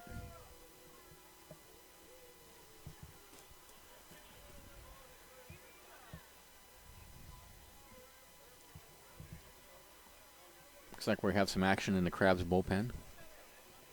Right-hander beginning to warm out there. Here's the pitch. Fouled up against the screen. Smith at third, Laguerre at second. 1 out. Crabs got 1 run in the bottom of the second and then 6 big runs in the bottom of the fourth. And that's where we stand, 7-0. But the Crawdads have 2 on with 1 out. Here's the 0-1. Ooh, check swing. Did he go around? Yes, he did. Good pitch, good fastball inside. Looked like he was more or less trying to get out of the way rather than swinging at it. But it counts. It's 0-2. Giants have taken the lead now in Arizona, by the way. They're up 4-2. Meanwhile, it's 0-2 here. Here's the pitch. In the dirt. Well, that's good news from Arizona. What inning is that in, do you know? I'm not sure.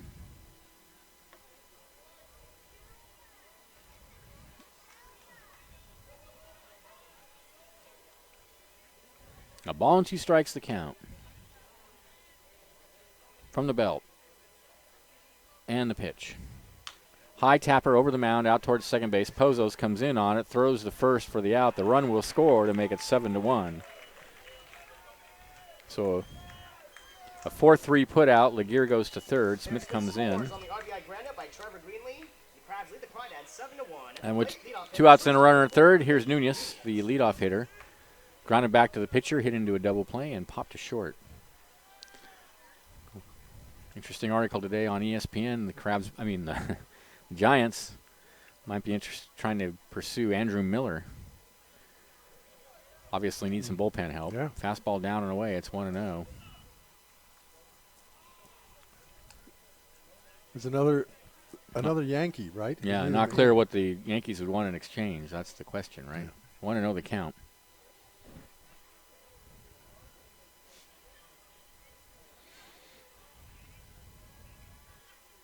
Seems like they have to make some kind of move. Here's the 1-0. Misses with a fastball inside. It's 2-0.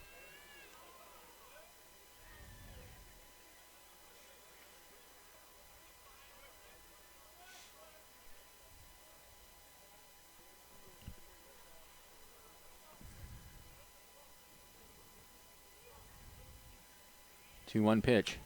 Tap foul past the first base coaching box. It's getting where I can barely listen to the game after the 6th inning. It's the Giants. Torture. It's torture. And what's his name? Who's the big kid who throws like 2 pitches, one really hard and then one that's a home run? Yeah, Strickland. Strickland. I'm just tremble when he comes in. 2-1 the count. In the dirt. 3-1. Throws it fast and he throws it straight. When he's got his slider going, he can be effective, but when the slider's gone, they just sit on that fastball. And that's what, I was listening to Mike Krukow the other night, who was clearly rather disgusted with the outcome of the game, and he essentially said that. Yeah. 3-1 the count. Fouled out of play, and the count goes full. I was kind of trying to plagiarize that, Yeah. sneak that in. I think I heard you Right, say right, it. yeah. Yeah. Well, I mean, the other thing he said a few days ago before that was that they've been trying to get him to throw a changeup, which he has a changeup, but for whatever reason, he doesn't have faith in it yet. Yeah, apparently not. But, he might as well. What he's doing isn't working out. So 3-2 the count. The gear over at third. Here's the pitch. Foul out of play.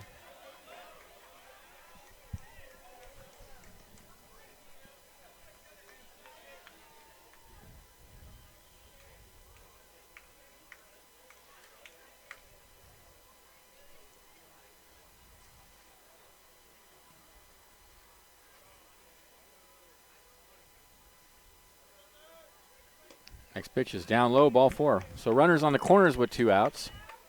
And here's Casperson. Singled, flied to center, and walked. Now batting, second baseman number 11, Connor Casperson. What the hell was that? So Laguerre over at third, Nunez at first.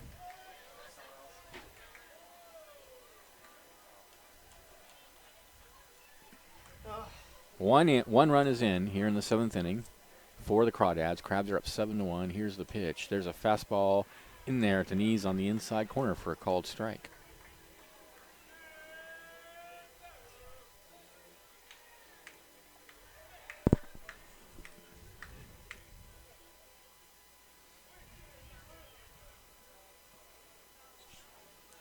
Casperson asks for time and is granted it.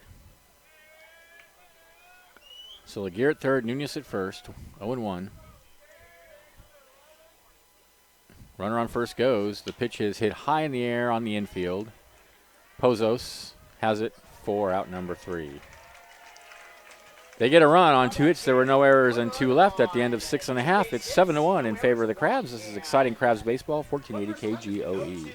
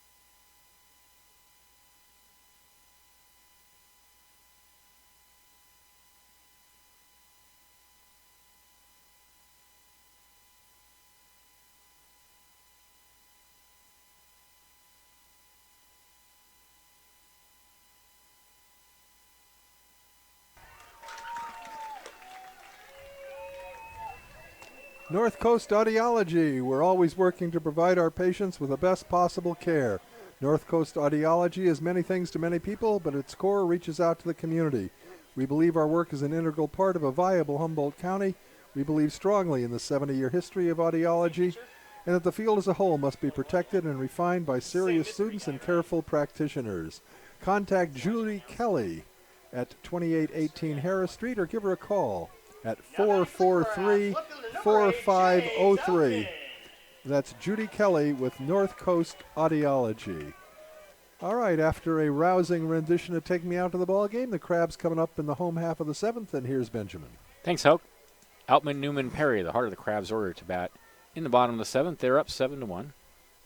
1 run, 6 hits, 2 errors for the Crawdads. 7 runs, 11 hits, 1 error for the Crabs. Crawdads have left 7, Crabs have left 4, and turned 2 double plays. Here's the pitch. Fastball away. It's 1-0. Outman tonight has struck out twice and flied to left.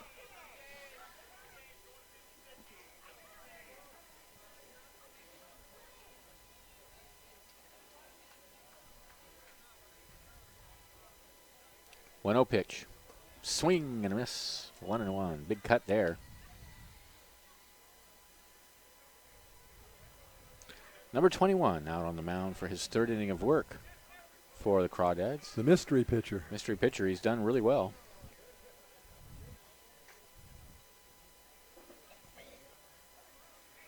1-1 pitch. Fastball misses away. It's 2-1. It's odd that he's not on the lineup card. Yeah. How did the ump deal with that? I don't know. 2-1 pitch. In the air, but foul and out of play. So the count 2-2 now to Outman.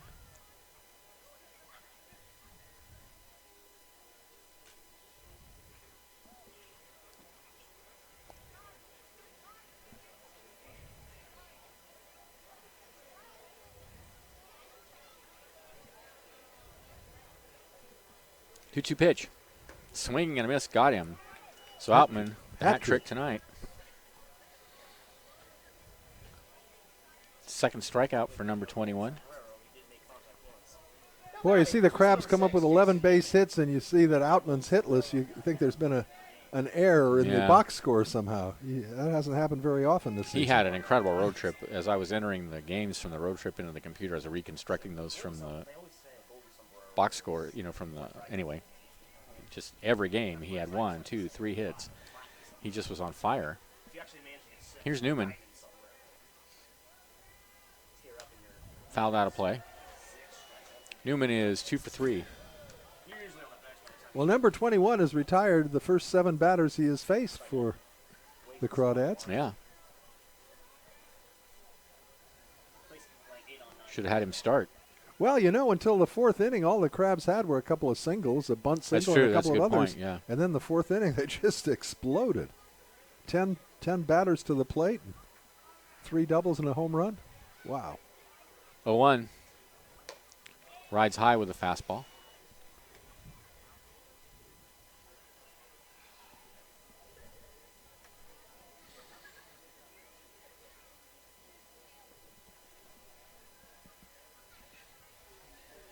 A ball and a strike to count. Here's the pitch. Swing and a miss. A big cut from Newman there, and it's 1-2. Those big sluggers like that high fastball.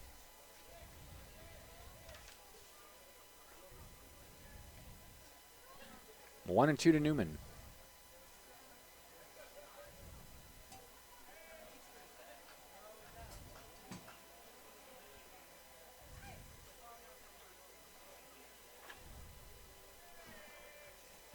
One-two pitch. Ooh, breaking pitch just misses outside. Good take. 2-2.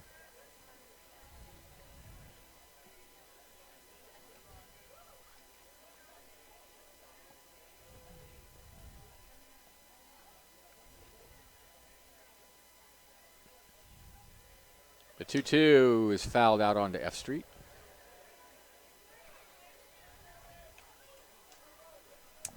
Yeah, tonight's supposed to be Cowboy Night. And it says a catered dinner in right field for our sponsors, but that didn't happen. We were told that Samoa Cookhouse was out there. Huh? Oh, maybe some. That could be that it. Would All make right. sense. It's catered by the Samoa Cookhouse. Okay. 2-2 the count. Here's the pitch, and we do really appreciate our sponsors. Fouled out of play, and it's good to have a sponsors night and get them into the ballpark and feed them, and really, without the sponsors, who knows we'd even have a team. Yep. And I think sponsors night was the idea of a longtime Crabs board member, John Fessler. He did the program for many years, and I think he came up with that idea. One of many good ideas coming out of that board. 2 balls, 2 strikes to count. Now very light rain falling. The 2-2 is in the dirt. You can see it in the lights. Just almost like a mist. But heavy enough to fall rather than just hang.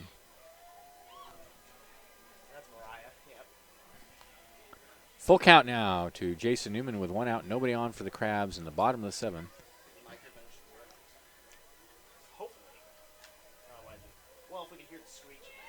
Here's the pitch. Line in left field for a base hit. Third base knock of the evening for Newman.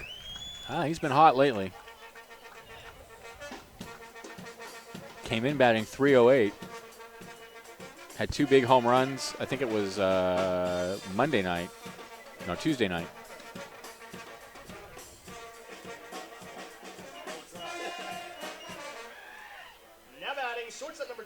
Michael Perry will be the batter. Perry's hit into a fielder's choice, homered, and flied to left. Here comes the manager for the Crawdads out to the mound. The catcher went out earlier, and eventually they gestured for the pitcher to come out. So now here he is, and they don't have anybody warming up, so this is... it looks like it might be an injury situation, a blister or something on the pitcher's hand. Number 21 there shaking his hand. I don't know. So the umpires are out there, and I don't know. It looks like he's going to stay in the game. Just having a chat, apparently. 358 folks at the ballpark tonight. I was only off by 8. Didn't I say 350? You were. I was off by 108. Well, that was a weird I don't know what that was. On the mound. All 3 umpires were there with the manager and the pitcher and catcher. And I thought perhaps the pitcher had developed a blister, but no, he's there. Got to stay in. They do have somebody. They are getting someone up in the bullpen, so I don't know. Newman's over at first though with 1 out, and here's Perry, and he hits one high in the air in foul territory on the left side. The third baseman in right by the coaching box has it for out number 2. Nick Warren will come to the bat. Warren has singled, line to short, and fouled out to the catcher. We thought we had a good idea to get a little walkie-talkie up here so we could find out what's going on in these situations, but have had no We don't success. need plenty of people have cell phones that can send text messages. We just need to find someone who's willing to communicate with us and let us know what's going on. We just haven't found anybody yet. I mean, honestly, semaphore would be fine with me. I don't fouled on the infield, and in foul territory, it's the first baseman this time, and he has it for out number 3. So for the Crabs, no runs, a hit, no errors, a runner left at the end of 7. They're up 7-1. This is Crabs baseball, 1480 KGOE. Top of the 8th inning, the Crabs hit the Crawdads 7-1.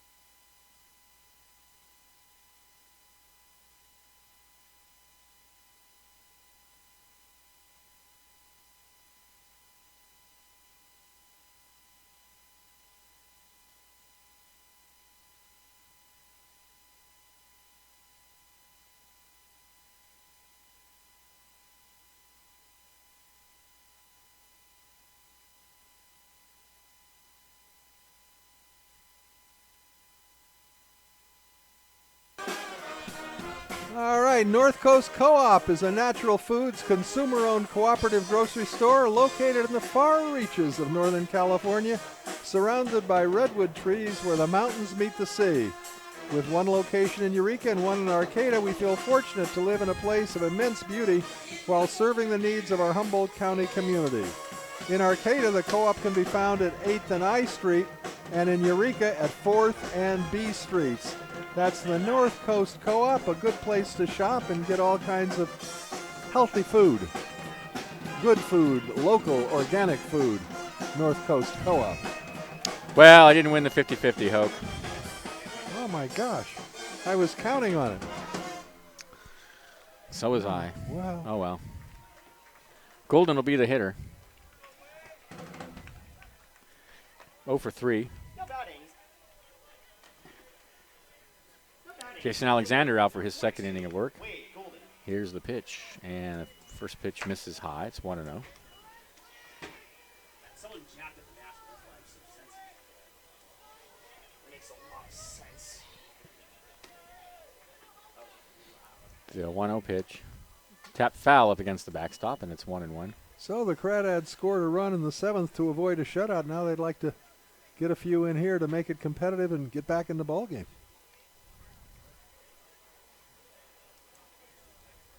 1-1 the count. Here's the pitch. In the air, foul, out of play.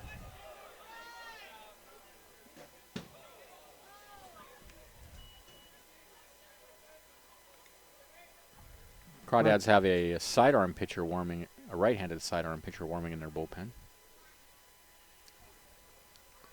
Seen a lot of those this season. 1-2 pitch. High in the air on the right side. Newman giving chase, but it's going to be well foul, out of play. We have 2 on the Crabs. Yeah, Petito and Gomez. Well, we saw a lot of umbrellas out here early today. Said we saw more umbrellas than a cowboy hat, but I don't see any umbrellas now, and I see a cowboy hat. So. Well, the rain is mostly stopped. The rain has stopped now. Next pitch misses way outside, 2-2. Yeah, I saw a cowboy hat. I saw one person dressed up as a cowboy. Or maybe not just dressed, maybe just happened to be a cowboy in the park. That's certainly possible. We don't know. 2-2 the count. High hopper on the left side, booted by Perry, and that'll be an error. Oh, tough play, though. He had to short hop Sure it. did, yep. That's a tough error. You got to rush in on it if you're going to make the play, but then you have to short hop it to do that. So a tough error, but an error nonetheless. That's me. Tough but fair. Yeah. Brutal but efficient. That's what my students say. Is that what Tough they say? but fair. That isn't what I've heard, but it's a G-rated broadcast. Golden over at first. No, Benjamin's a very popular professor at HSU. People ask, is he really a professor?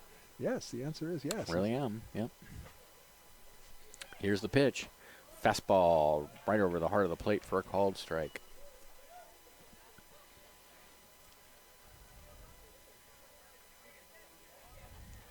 Oh, and 1 the count. Now Alexander taking a walk behind the mound, trying to clear his shoes of some mud.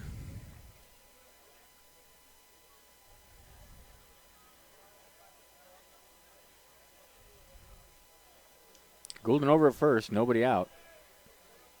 From the belt, here's the pitch. Ooh, swing and a miss. Blew that one right past him. That may have been the hardest pitch he's thrown so far. That really had some pop on it. That was smoke. 0-2 the count.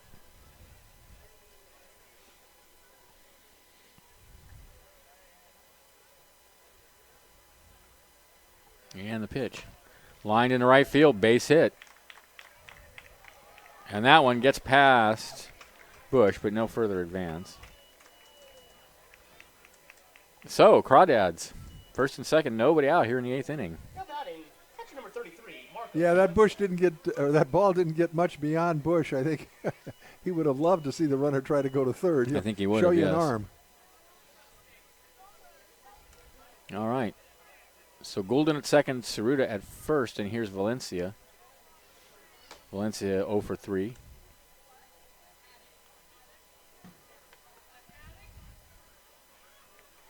Alexander from the belt looks out at second and deals a fastball down and away.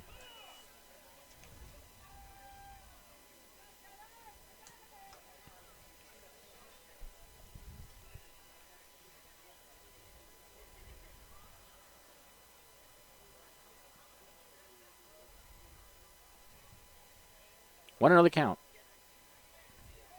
And Alexander steps off now.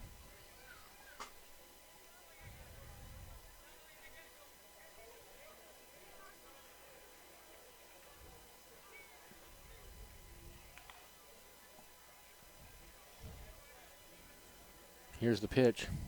Oh, hits him on the elbow, and that had to hurt. That was the fastball, and he's not very happy about that, and I don't blame him. Well, it's certainly no intent on the part of No. Alexander. The last thing he wanted of to do course was hit not. the batter and load the bases. Absolutely, but still. Yeah, but still it Hurts hurts. about just as much. Exactly, exactly. So that loads the bases with nobody out. Crabs have been prone to giving up the big inning. They had a big lead against the Mudcats the first game. Yeah, they Monday had an night. 8-0 lead and ended up winning that game 8-7. And of course they had that big 10-run game. They had another game on Sunday, I guess it was, where they gave up 10 runs in one inning. Here's the pitch. Tap down to third. He's going to come home for one, and that's all they'll get.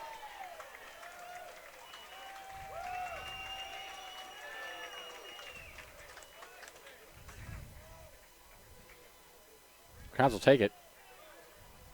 Base is still loaded with a one out now. Here's Laguerre. Good batting. Walk, pop First out, number and 25, single. Michael Lazier. So Cerruta at third, Valencia at second, Smith at first. Goulden was thrown out at home on the play. Here's the pitch. Another tapper down to third, this time foul. No hesitation at all on the part of Michael Perry on that play. He knew exactly what Yeah, he was doing absolutely. with it. Yep. Fielder's choice. Head in the game.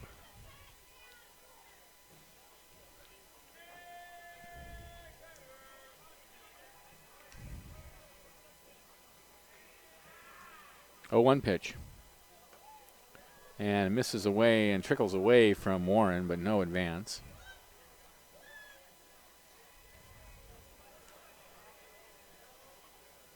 One and one the count, one out, bases loaded. Crabs up 7-1.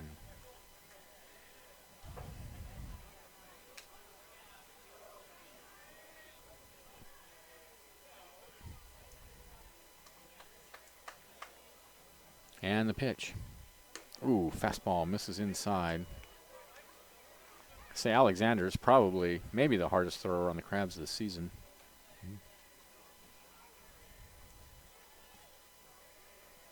Two balls and a strike to count. Here's the pitch. Uh-oh, into right field. That is going to drop for a base hit. One run is in. They're going to hold a runner at third. And now to throw back to second, not in time. So Laguerre with the RBI single. Cerruta scores. And on it's the RBI single Cerruta by comes in Michael to Lazier. score. The Crabs lead the Crawdads 7-2. At the plate, left fielder number 5, Brady Weiss. 7-2 now in favor of the Crabs. Here's Brady Weiss, the left fielder. Weiss has sacrifice bunt, fly to left, and a strikeout. Base is still loaded. Only one out. A run is in. Crawdads with a big opportunity here. Here's the pitch. Hit down the left field line, and it's going to go into the bullpen.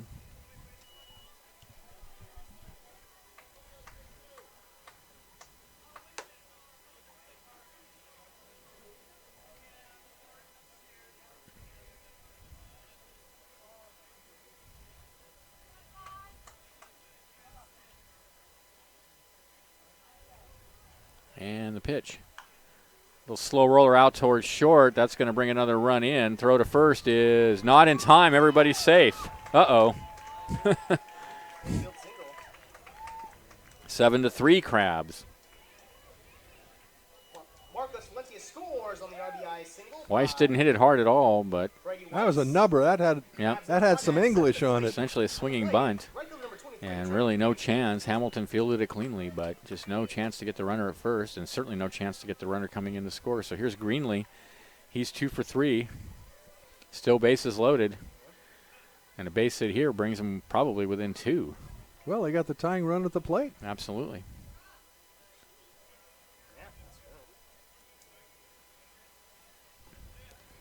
Alexander comes home with a fastball swung on and missed.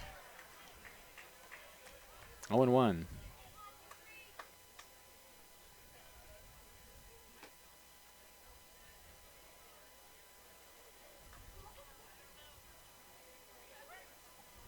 Oh, the next pitch misses way outside. Nice catch by Warren. 1-1 the count.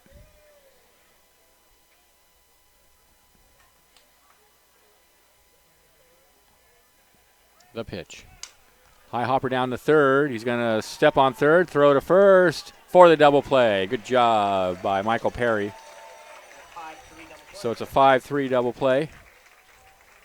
The Crawdads get 2 runs on 3 base hits. For the Crawdads, 2 runs, 3 hits. There was 1 error and 2 left. And at the end of 8, 7.5. It's 7-3 in favor of the Crabs. This is exciting Crabs baseball. 1480 KGOE.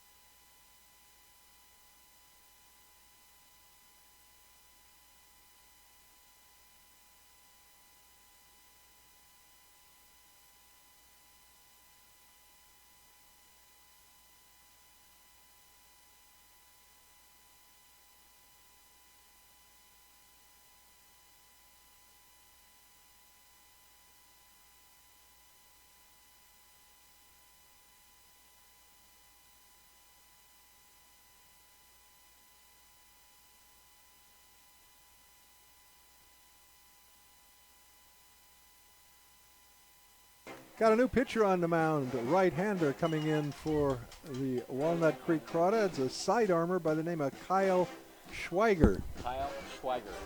Schweiger, 60. the third pitcher employed this evening by the Crawdads. Roster, please.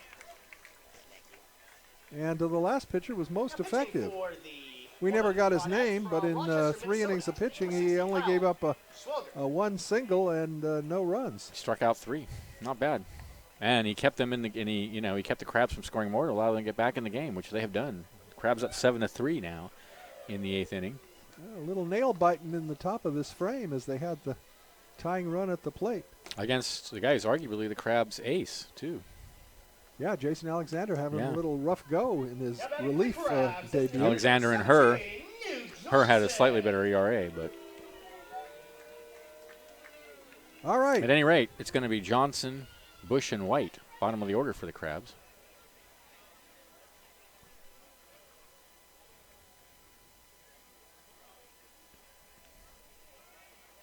Johnson hit into a fielder's choice, singled and scored a run, and then lined out to left. So Kyle Schweiger, sidearm pitcher on the mound for the Crawdads.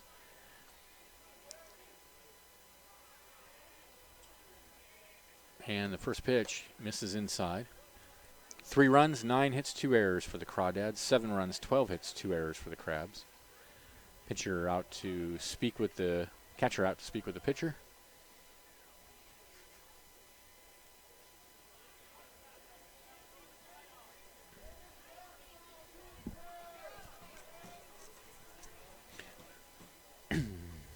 All right, here we go.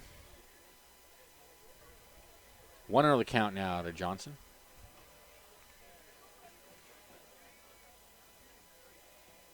Next pitch rides high with a fastball, 2-0.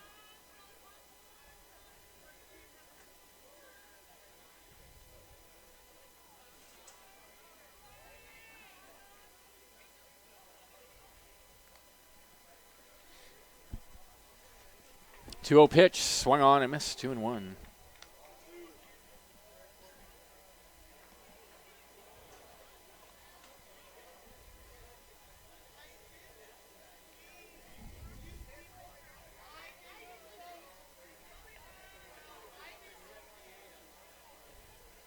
The 2-1, swung on and missed again, 2-2.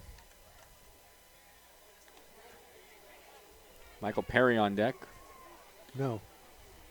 It's actually not going to be Perry, No, is it's it? Bush. Bush. Oh. Oh, right, Bush, sorry.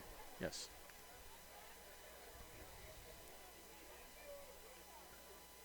Two. Ooh, just misses down and away. Good take. 3-2.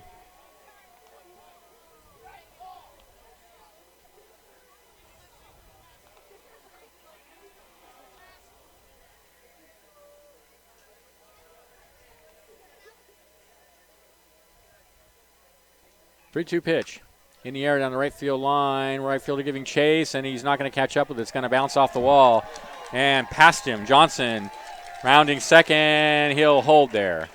So a stand-up double for Newt Johnson to lead off the bottom of the eighth. I didn't think he hit it as hard as he did. No, it had good Harry on it. Yeah. Because it actually bounced off the wall in right field. Well, it was hooking away. It was an opposite field shot, and it was hooking away from the right fielder. And then when he couldn't get to it, it just bounded by him. Yeah. So here's Bush with Johnson out at second. It's Trevor Greenlee out there in right field.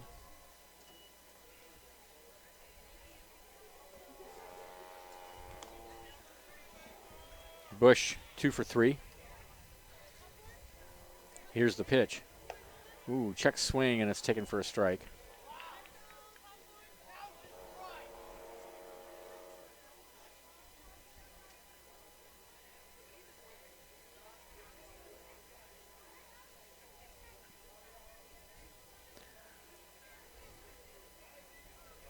The 0-1. Check swing, and that's foul. Just tapped over to the on-base area. Austin White on deck.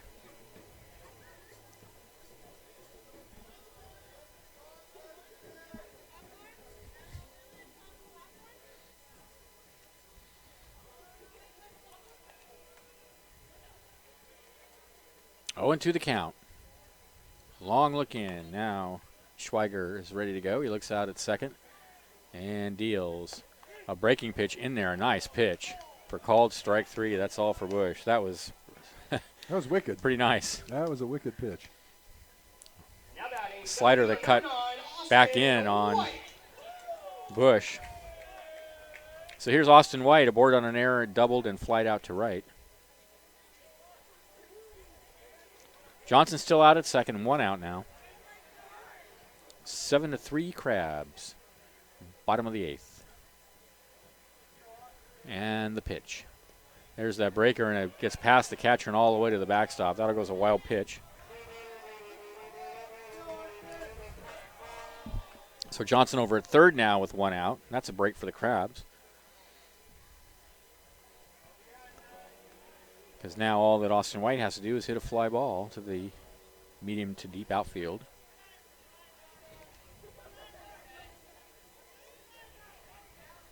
It's 1-0 to White.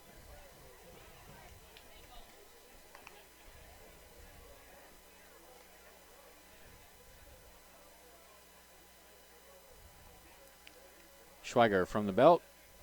Swing and a miss. A big cut there from White on a pitch up in the zone. 1-1.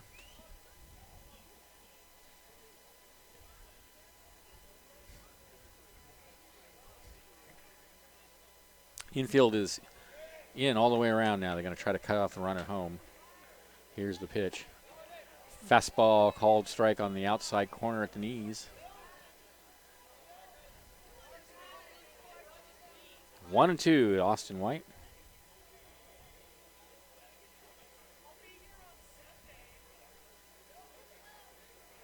Here's the pitch. Swing and a miss. Got him to chase a high fastball, and that's all for White. So 2 away, and here's Hamilton. 1 for 4 with a double and a run scored. Infield back to its normal depth. Big hole up the middle, though. Shortstop shaded towards the left side. Now he's moving over. All right, here's Hamilton with Johnson at third. And the pitch. In there for a called strike at the knees. Hamilton, that rare individual who gets a starting assignment with the Crabs right out of high school. Has not been to college yet. Really? That is impressive. The 0-1 pitch. I didn't know that about him. This is down low, 1-1. And the other guy. Oh, he's the one that's going. He's going to Texas. Yes, he's one of two. Ryan Reynolds also going to Texas. 1-1 pitch. Breaking pitch misses in the dirt, but Reynolds is in college now.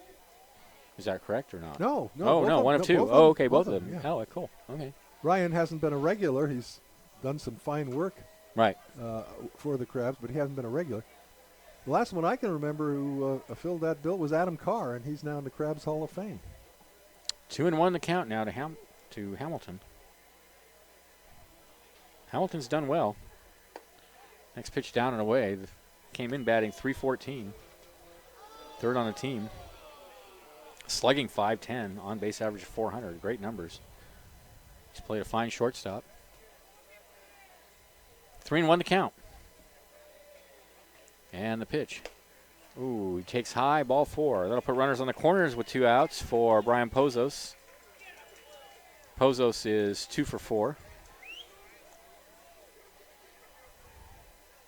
Now batting second baseman number 2, Brian Pozos. Brian does a lot of things well, but I got to tell you, I don't think we'll see a better bunt all season than his bunt to lead off or the number 2 I missed batter it. in the first inning. But, You yeah. were down doing something else? It was perfect bunt, perfect. I was getting you a soda, as Oh, a matter wow. of fact. Yeah. So that was not something else. Something crucial. First and third. And when you're second banana, you're the one that goes for the Oh, now sodas. look Runner at on that. first is going, and they got him picked off. Throw on the wrong side of the bag, and that goes into center field, and now Johnson will score. And on his way to third is Hamilton. They had him dead to rights. The pitcher turned and threw to second, and he just threw it badly. Schweiger just threw it past the shortstop, so that's an error on him. Give Hamilton, I guess, a stolen base.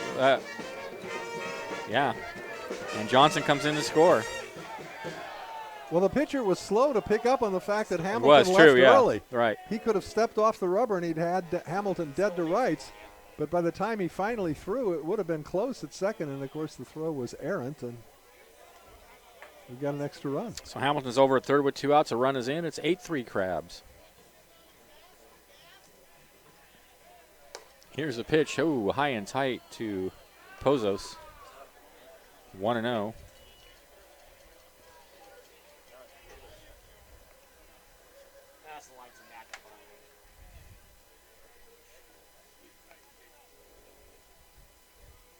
Next pitch is down low, 2-0.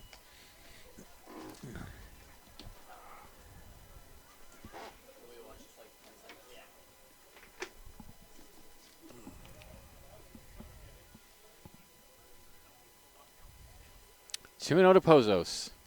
Here's the pitch. Fouled past the first base coaching box.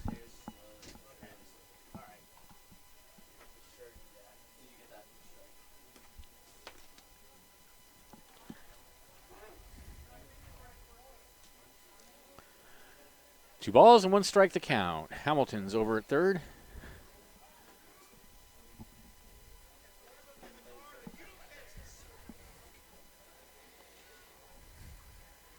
Crabs up by 5. Looking for another one here. And the pitch swung on and missed 2-2. Now the rain coming down again.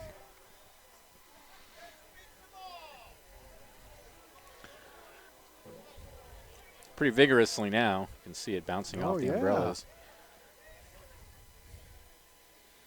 2-2 the count. 2 outs. Hamilton at third. Here's the pitch. Whoa, and that got away from him, obviously. Other side. And that went behind Pozos. That ball's probably pretty slippery. Yeah. So the count goes full. I'm not sure they'll play much longer if the rain keeps up like this. It's raining pretty well. People beginning to stream out of the ballpark. Fair weather fans, obviously. Truly fair weather fans, Yep. yeah. Hardly blame them. This one seems pretty well in hand.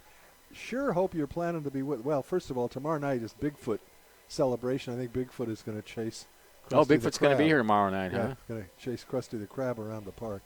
But the one I really want to talk about is Sunday. Make your plans to be with us Sunday at 12:30 as we celebrate the 100th birthday of the late Lou Bonamini, the founder and leading light for decades of this Humboldt Crabs team. Jerry Netto used to say thank you for this gift that you've given to our city. Absolutely. It's brought me a lot of joy over the years. Oh, 3-2 boy. pitch. Fouled up against the screen.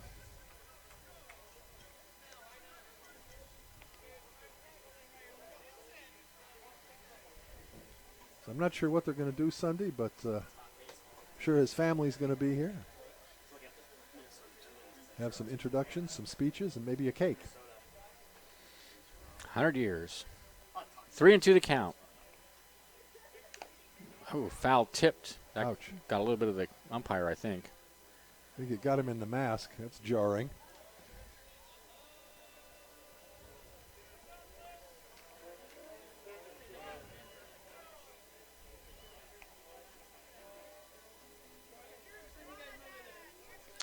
So the count remains full to Brian Pozos with Hamilton at third.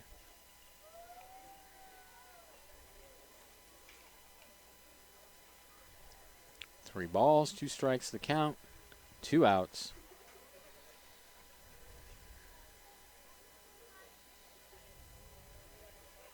And the pitch. Swing and a miss, he got him. But the Crabs get a run on a hit. There was an error and a runner left. And at the end of 8, they're up 8-3. This is exciting Crabs baseball, 1480 KGOE. Top of the ninth inning, the Crabs lead the Walnut.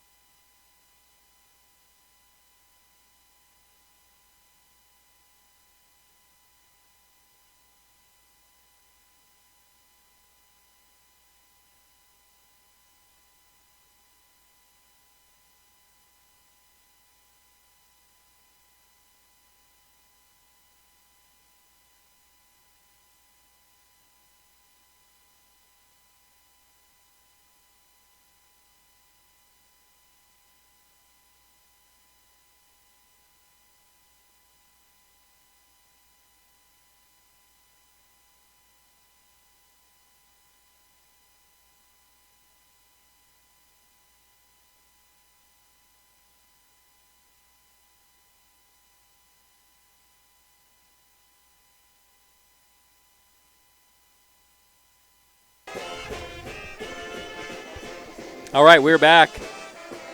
Top of the 9th inning.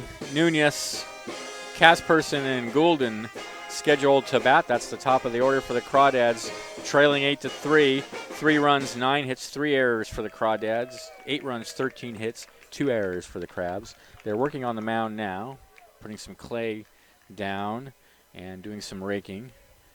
It's pretty wet. Most of the fans are now, except for the band and a few other party individuals, most of the fans now leaving the ballpark. Celebration. On Sunday, we'll be giving away cake to everyone in the ballpark in celebration of the 100th birthday of Crabs founder Lou Bonamini. I think we have a new pitcher on the mound for the Crabs, it looks like. 14, yes. This is Zach Stone. On in relief of Jason Alexander.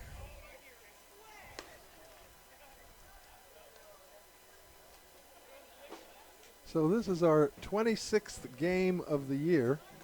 And to me, the most surprising statistic as I look at our season stats is we have a grand total of 1 save. And the man on the mound has it, Zach Stone. That's the only save all year, I I think. think we have 2, don't we? I think I recorded a save from the road trip as well. I think he has 2. I think he got 1 on the road trip. Okay. Yeah. Yeah. Well, he's not in a save situation here with a 5-run lead. The line on Alexander, 2 innings pitched, 5 hits, 3 runs. They were all earned. He walked 2 and struck out 1, so not his usual dominance, perhaps because he didn't start. Yeah, that's going to push his earned run average up a bit. Yeah, he may be approaching a 2.0. Yeah. He was 1.80 coming in. Yeah, he'll go over 2 points. Go over 2, I yeah. think with that, 3 runs in 2 innings, I would guess. All right. Last chance for the Crawdads tonight. They'll be back tomorrow. Same 2 teams go at it at 7 o'clock. And then a series finale, 12:30 on Saturday. All right, here's Nunez to lead it off. Grounded back to the pitcher, grounded into a double play, popped to short, and walked. 0 for 3. Stone comes home with a fastball high and away. It's 1-0.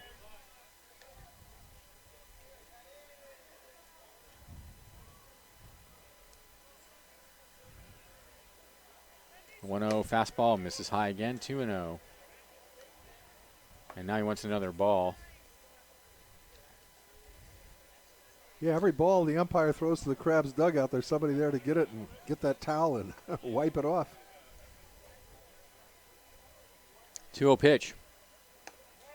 Fastball on the outside corner taken for a strike. It's 2-1. If the Crabs do win this game, they'll go to 16-10 on the season. Here's the pitch. Fastball's in there as an ease for a called strike. Reed Fanenstein will go to 3-1. The next pitch is lined in their left field for a base hit. Crawdads refusing to go quietly here in the 9th inning with the leadoff batter aboard. Here's Connor Casperson. Singled, flied to center, walked, and popped to second. Well, I wore my lucky Wyoming Buffalo shirt given to us by Jake Martin, who was such a tremendous asset to this Crabs organization. Yeah, he sure was. We miss Jake a lot around here. Oh, we sure do. And wish him the very, very best. He ought to be in doing this kind of thing in professional baseball. He's got a magic touch. Here's Casperson with Nunez at first. Why is he at second now? He's at second for some reason. How did he get to second? Don't know. How did this guy get to second? Was it balk? I guess. I don't know. Fastball misses away. It's 1-0. I don't know what to say. I assume it's a balk. I didn't hear anybody yell balk, but 1-0 the count. Here's the pitch. Fastball is the pitcher hadn't taken the mound. Perhaps they said he was interfered with as he was rounding first in some way. I don't know. I don't know what else explains I have it. no idea. 1-1 the count. It's a night of mysteries here at the Arcata Ballpark. Fouled up against the backstop. That's right. We still don't know that pitcher who That's right. threw 3 good innings for them. 1-2 the count. See, if we had someone we could text who was a reliable person, I could just send a text and find out. But I got nobody. 5-2 now. Giants, by the way. There's a breaking pitch called. Strike 3 to Casperson. 1 away. What inning is that Giant game in? I'm not sure. Here's Golden. 0 for 4. He's been aboard twice on errors.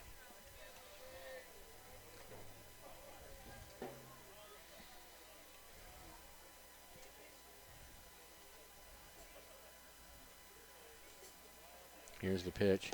And the fastball is down low. It's 1-0. Of course, the Giants have that nice, easy series going into the All-Star break, 3 games at home with the Padres. Yeah, Padres aren't very good this year. Team, yeah. 1-0 the count. Here's the pitch. Misses away. 2-0.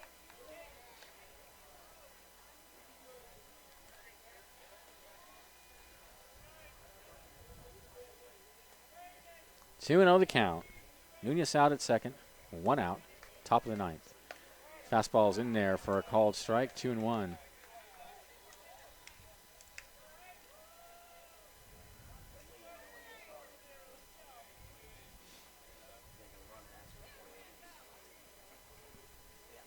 2-1 pitch is a called strike on the outside corner, 2-2.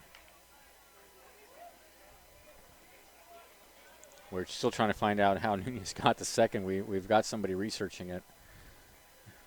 We'll get an essay to you by Sunday. 2-2 pitch. Tap foul over towards the Crawdads dugout. So the count remains 2-2 to Goulden.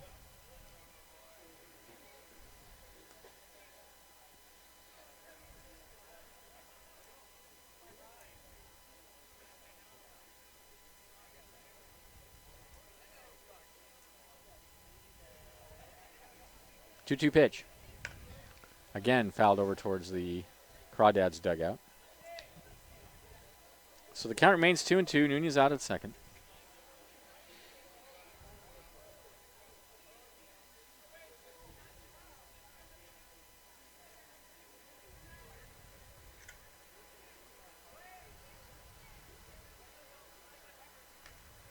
The 2-2. Line right back up the middle and out to shortstop. Nobody's going to get it. That almost took Zach Stone's cap off. Whoa. As it went out to center field. That's a hit for Goulden. Nunez goes to third on the play. And with runners on the corners, here's Saruda.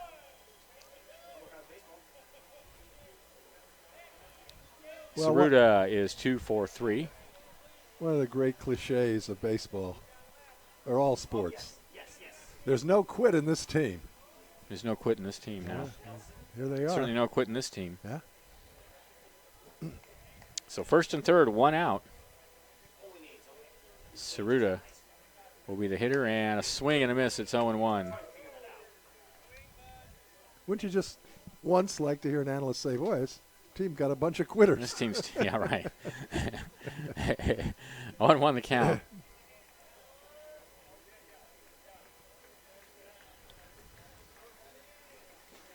And there's a slider down and away, 1-1. These teams are not competitors at all. This team's not competitive at all. Josh Nelson was the pitcher, number 21, who came in the game earlier for the Crawdads. He's just graduated from high school, and he's going to go to Holy Names College. Fastball on the outside corner. Well, Mr. Nelson was quite impressive in his 3 innings. Sure was. Want to fix that. Meanwhile, Nunez at third, Goulden at first. 1-2 the count. In the air to right field. Coming in on it is Bush. He trips. He's got it. The runner is going to fake coming home from third, and throw is right on the money. So Saruda flies to right for the second out. Now the Crawdads are down to their final out. Here's Valencia, the catcher. Nunez at third, Goulden at first. 8-3 Crabs. These two teams will play again tomorrow night, 7 o'clock. Bigfoot will be here. Also, it's Junior Giants weekend. I don't know how that fits in, but that's a good program the Giants have, that Junior Giants program. Yeah. So I guess I don't know what kind of event they're going to have for that. So runners on the corners. Here's Valencia. Stone. Sets and deals, and that one, oh boy, that almost took out some Crabs. He lost the bat, and it helicoptered over towards the Crabs dugout. A bunch of people diving out of the way over there. 0-1 the count. Got to watch out when it's wet like that. Well, it's hard to grip the ball. It's hard to grip the bat too. Yeah. 1 out away from their 16th win of the season, and 4th in a row. All right.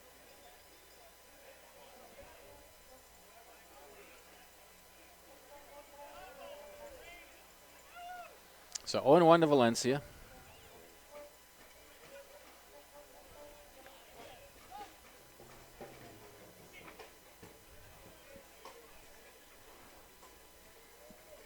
Stone sets and deals a fastball that rides high. 1-1.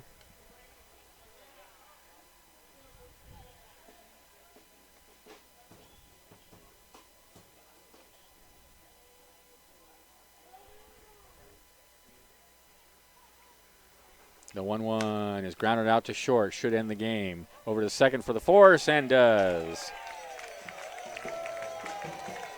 For the Crabs, in their victory, 8 runs, 13 hits, 2 errors. The win goes to Reed Fanenstein, who's now 3-1 on the season. For the Crawdads, 3 runs, 11 hits, 3 errors. The loss goes to McGrain Pledger. Tomorrow night, 7 o'clock, these two teams will meet again for game number 2. Hoke, anything to say? Nothing except for my broadcasting buddy, the Professor Benjamin Schaefer. I'm Hoke Holcomb, and we're rounding third and heading for home. Go Crabs. 1480 KGOE.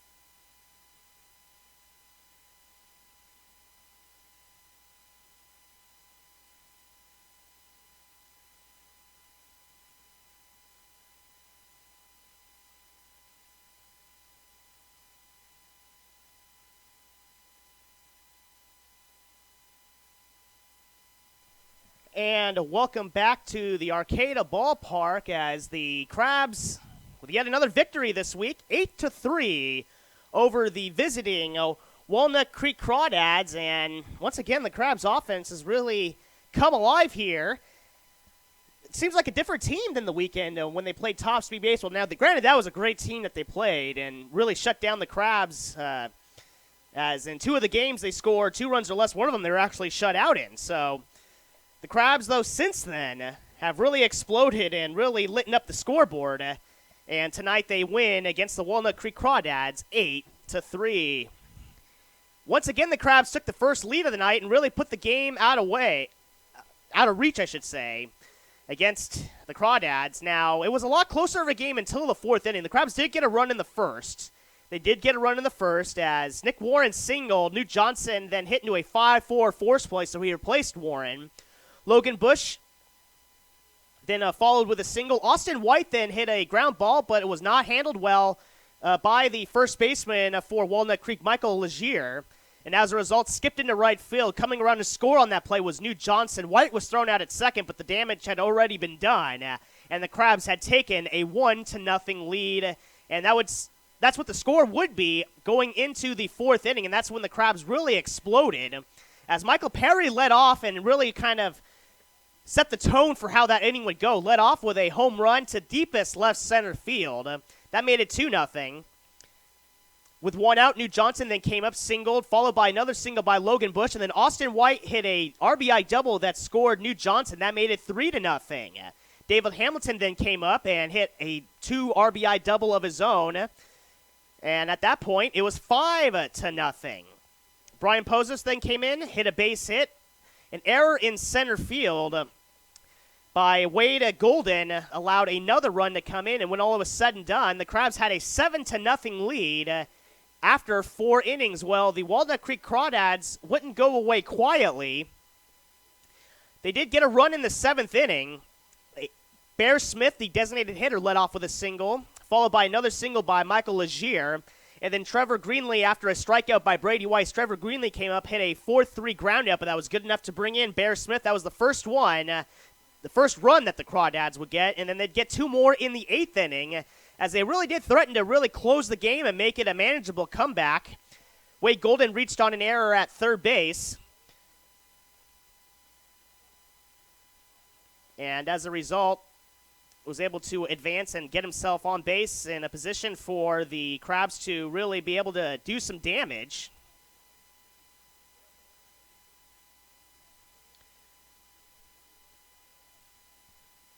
After the error, Alex Saruda came up and singled. Going over to third was Golden. Marcos Valencia then walked.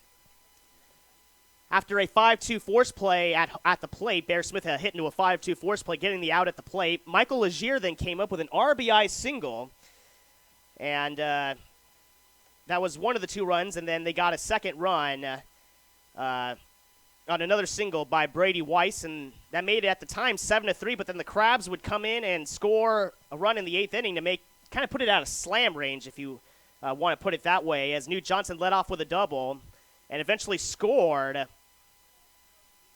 on an error, and the Crabs able to extend the lead 8-3, and that's how they would score, or that's what the final score would be after all was said and done. So Logan Bush coming up to join us here. He had a nice day at the plate. He went 2 for 4, 2 singles today. So the Crabs offense, what's changed since the weekend? You guys, the Top Speed Baseball came in, shut you guys down, but since then, basically since the 4th of July, you guys have been an unstoppable force on offense. What's going on here?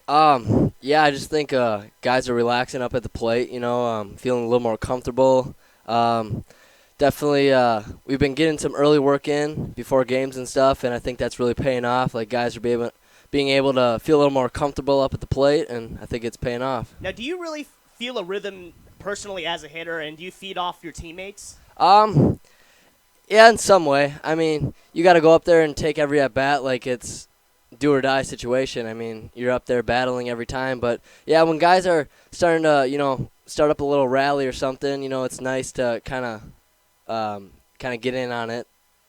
So you come all the way from North Dakota State. How's Carson Rentz how does everyone up there feel about him? I'm just curious. They love him. Yeah, they love. Do, he's right? a great guy. Yeah, all the best. I wish the best for that guy. But yeah, he's got a lot of guys look up to him. Yeah. He's a good guy, and we love him. Do you know him up there? I met him a couple times. Okay, cool. So it was kind of nice, and I mean, it's just good that a guy from our school is going, number 2nd in the overall draft. Like, it's pretty cool to see that. So we got the football talk. I just wanted to know, coming from that school, but what led you coming all the way out here to Humboldt County in Northern California when you come all the way? Well, I saw you originally from Minnesota and go to school in North Dakota, so that's a long ways away. What led you out here? It is. Well, there was a guy on my team. He played out here last year, and he said he loved it. I was up for the experience, It's a kind of once-in-a-lifetime deal where you get to go out for a summer and play out in California. And I just thought, while I'm young, while I got the chance, I'm going to go out there and see what it's like. So coming from Minnesota, you're a Twins fan? Oh, yeah. Absolutely. I'm it's kind of tough. It's kind of tough, but we stick with him, you know. Although Paul Molitor last year showed really had potential as a manager, and people were kind of maybe picking the Twins to be a sleeper, but things didn't work out. The pitching, I think, has been. It's been a little rough, yeah. But, you got some bright spots. Eduardo Nunez having a great season. Mm-hmm. Although I am surprised to see Byron Buxton not really coming up to expectation. He was the top prospect in baseball. Right, a young kid. I think it's just going to take a couple more years before he finally gets into it a little bit more. Now, I'm guessing most of your teammates are Giant fans. What do you say is the most common team?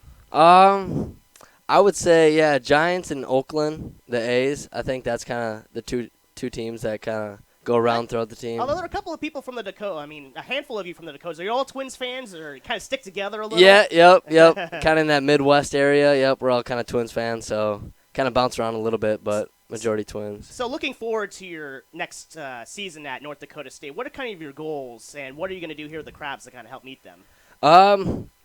Well, I mean, up at the plate, I'm just trying to gain that confidence, repetition, and just seeing at-bats is going to help me to put me in a position to where I can help the team back at North Dakota State. So we got a young squad there, and should be good to go next spring season. And how much does playing every day, as opposed to, say, three games a week in college, how does that help you?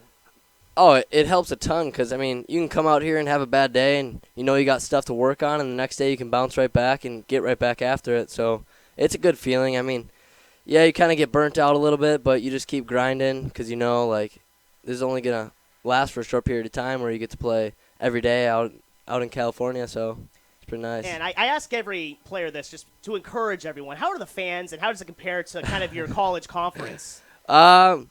Well, they're definitely a little more rowdy here. Yeah. We had a couple games where we'd play like the Gophers or something. We'd have the club baseball team out there, yeah. and they would heckle them a little bit, and that was quite the experience. But yeah, it's a bit different. The atmosphere here is a little more rowdy and gets on the opponents a little bit. I keep saying that this should encourage all the fans in the area to want to come and be loud and proud, because every player I talk to, Logan Bush here included, they feed off it, right? You guys. Does it kind of help give you a little more energy? Yeah, I mean, close game, and guy hits a base knock, and guys are loving that. Like, they hear the crowd roar and stuff, so, yeah, we love it. I mean, it's been a good summer so far. A lot of fans out here, so it's nice to see. Have you had a chance to explore the area a little bit, and what are your favorite spots? I actually went up to Trinidad, up at the pier, absolutely. And we climbed this, like, big old kind of mountain thing, hill thing, and that was awesome. I think I know which one you're talking about. We say it was the home of the Lost Boys. Home of the Lost Boys? From okay. Peter Pan. I mean, that was just because it felt like that. You kind of climb up that little rock and yep. in the trees, and it's like your own little fortress. Yeah, so that was pretty cool to experience that. But even the redwoods out here, To me, it's some of the best scenery in America. Oh, absolutely. I mean, you get out, you drive a little bit, and you can see everything. So it's pretty nice. Well, thank you for coming out. One, coming up and talking to us, and two, coming out to Humble. It's been a pleasure watching you and all your teammates, as you've given us some great action all summer. And, absolutely. Wish you luck on the rest of the way. So appreciate it. Thanks for having me. Good luck the rest of the season and over at North Dakota State. Thank you. That was Logan Bush. Went 2 for 4 tonight in the Crabs' 8-3 win over the Walnut Creek Crawdads. Tristan, we are going to have one more segment, so a 60-second break, please. We'll take a 60-second timeout. Come back, wrap everything up, and get you ready for tomorrow. So don't go anywhere. You're listening to Humble Crabs Baseball here on AM 1480 KGOE.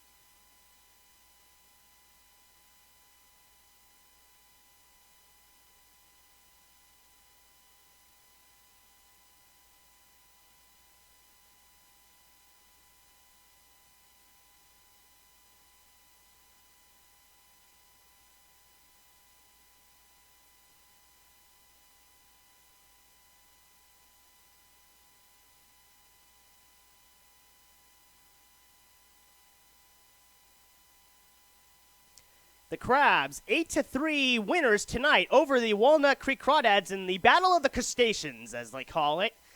As the Crawdads coming up from Walnut Creek, and especially in the later innings, really showed some fight, didn't really go away quietly, and give credit to them, not quitting. That's what you really want to see in a team, regardless of the score, is to really keep battling and really put on the best performance that they can. And, yeah, Walnut Creek did not quit, and really, if a couple of balls had bounced differently, really could have really made this a game in the later innings. But the Crabs' 7-0 initial deficit proved to be too much for the Crawdads to overcome. We'll go into the quick stats real quick.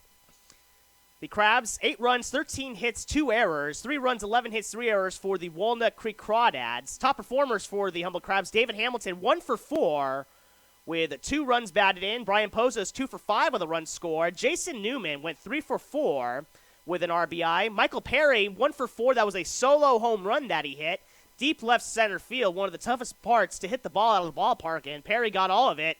And that really set the tone for that big 4th inning that the Crabs did have. Nick Warren went 1 for 4. Newt Johnson 2 for 4, 3 runs scored. Did a great job of getting himself around and in.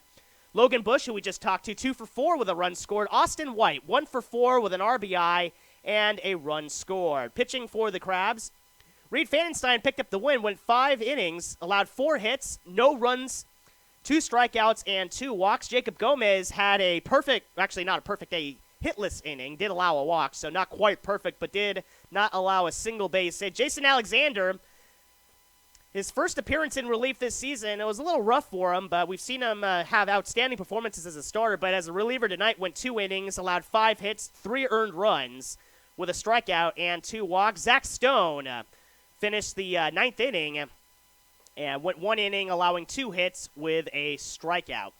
Looking at the stats for the Walnut Creek Crawdads, and they did get a few base hits scattered around, but really just could not piece them together into big rallies.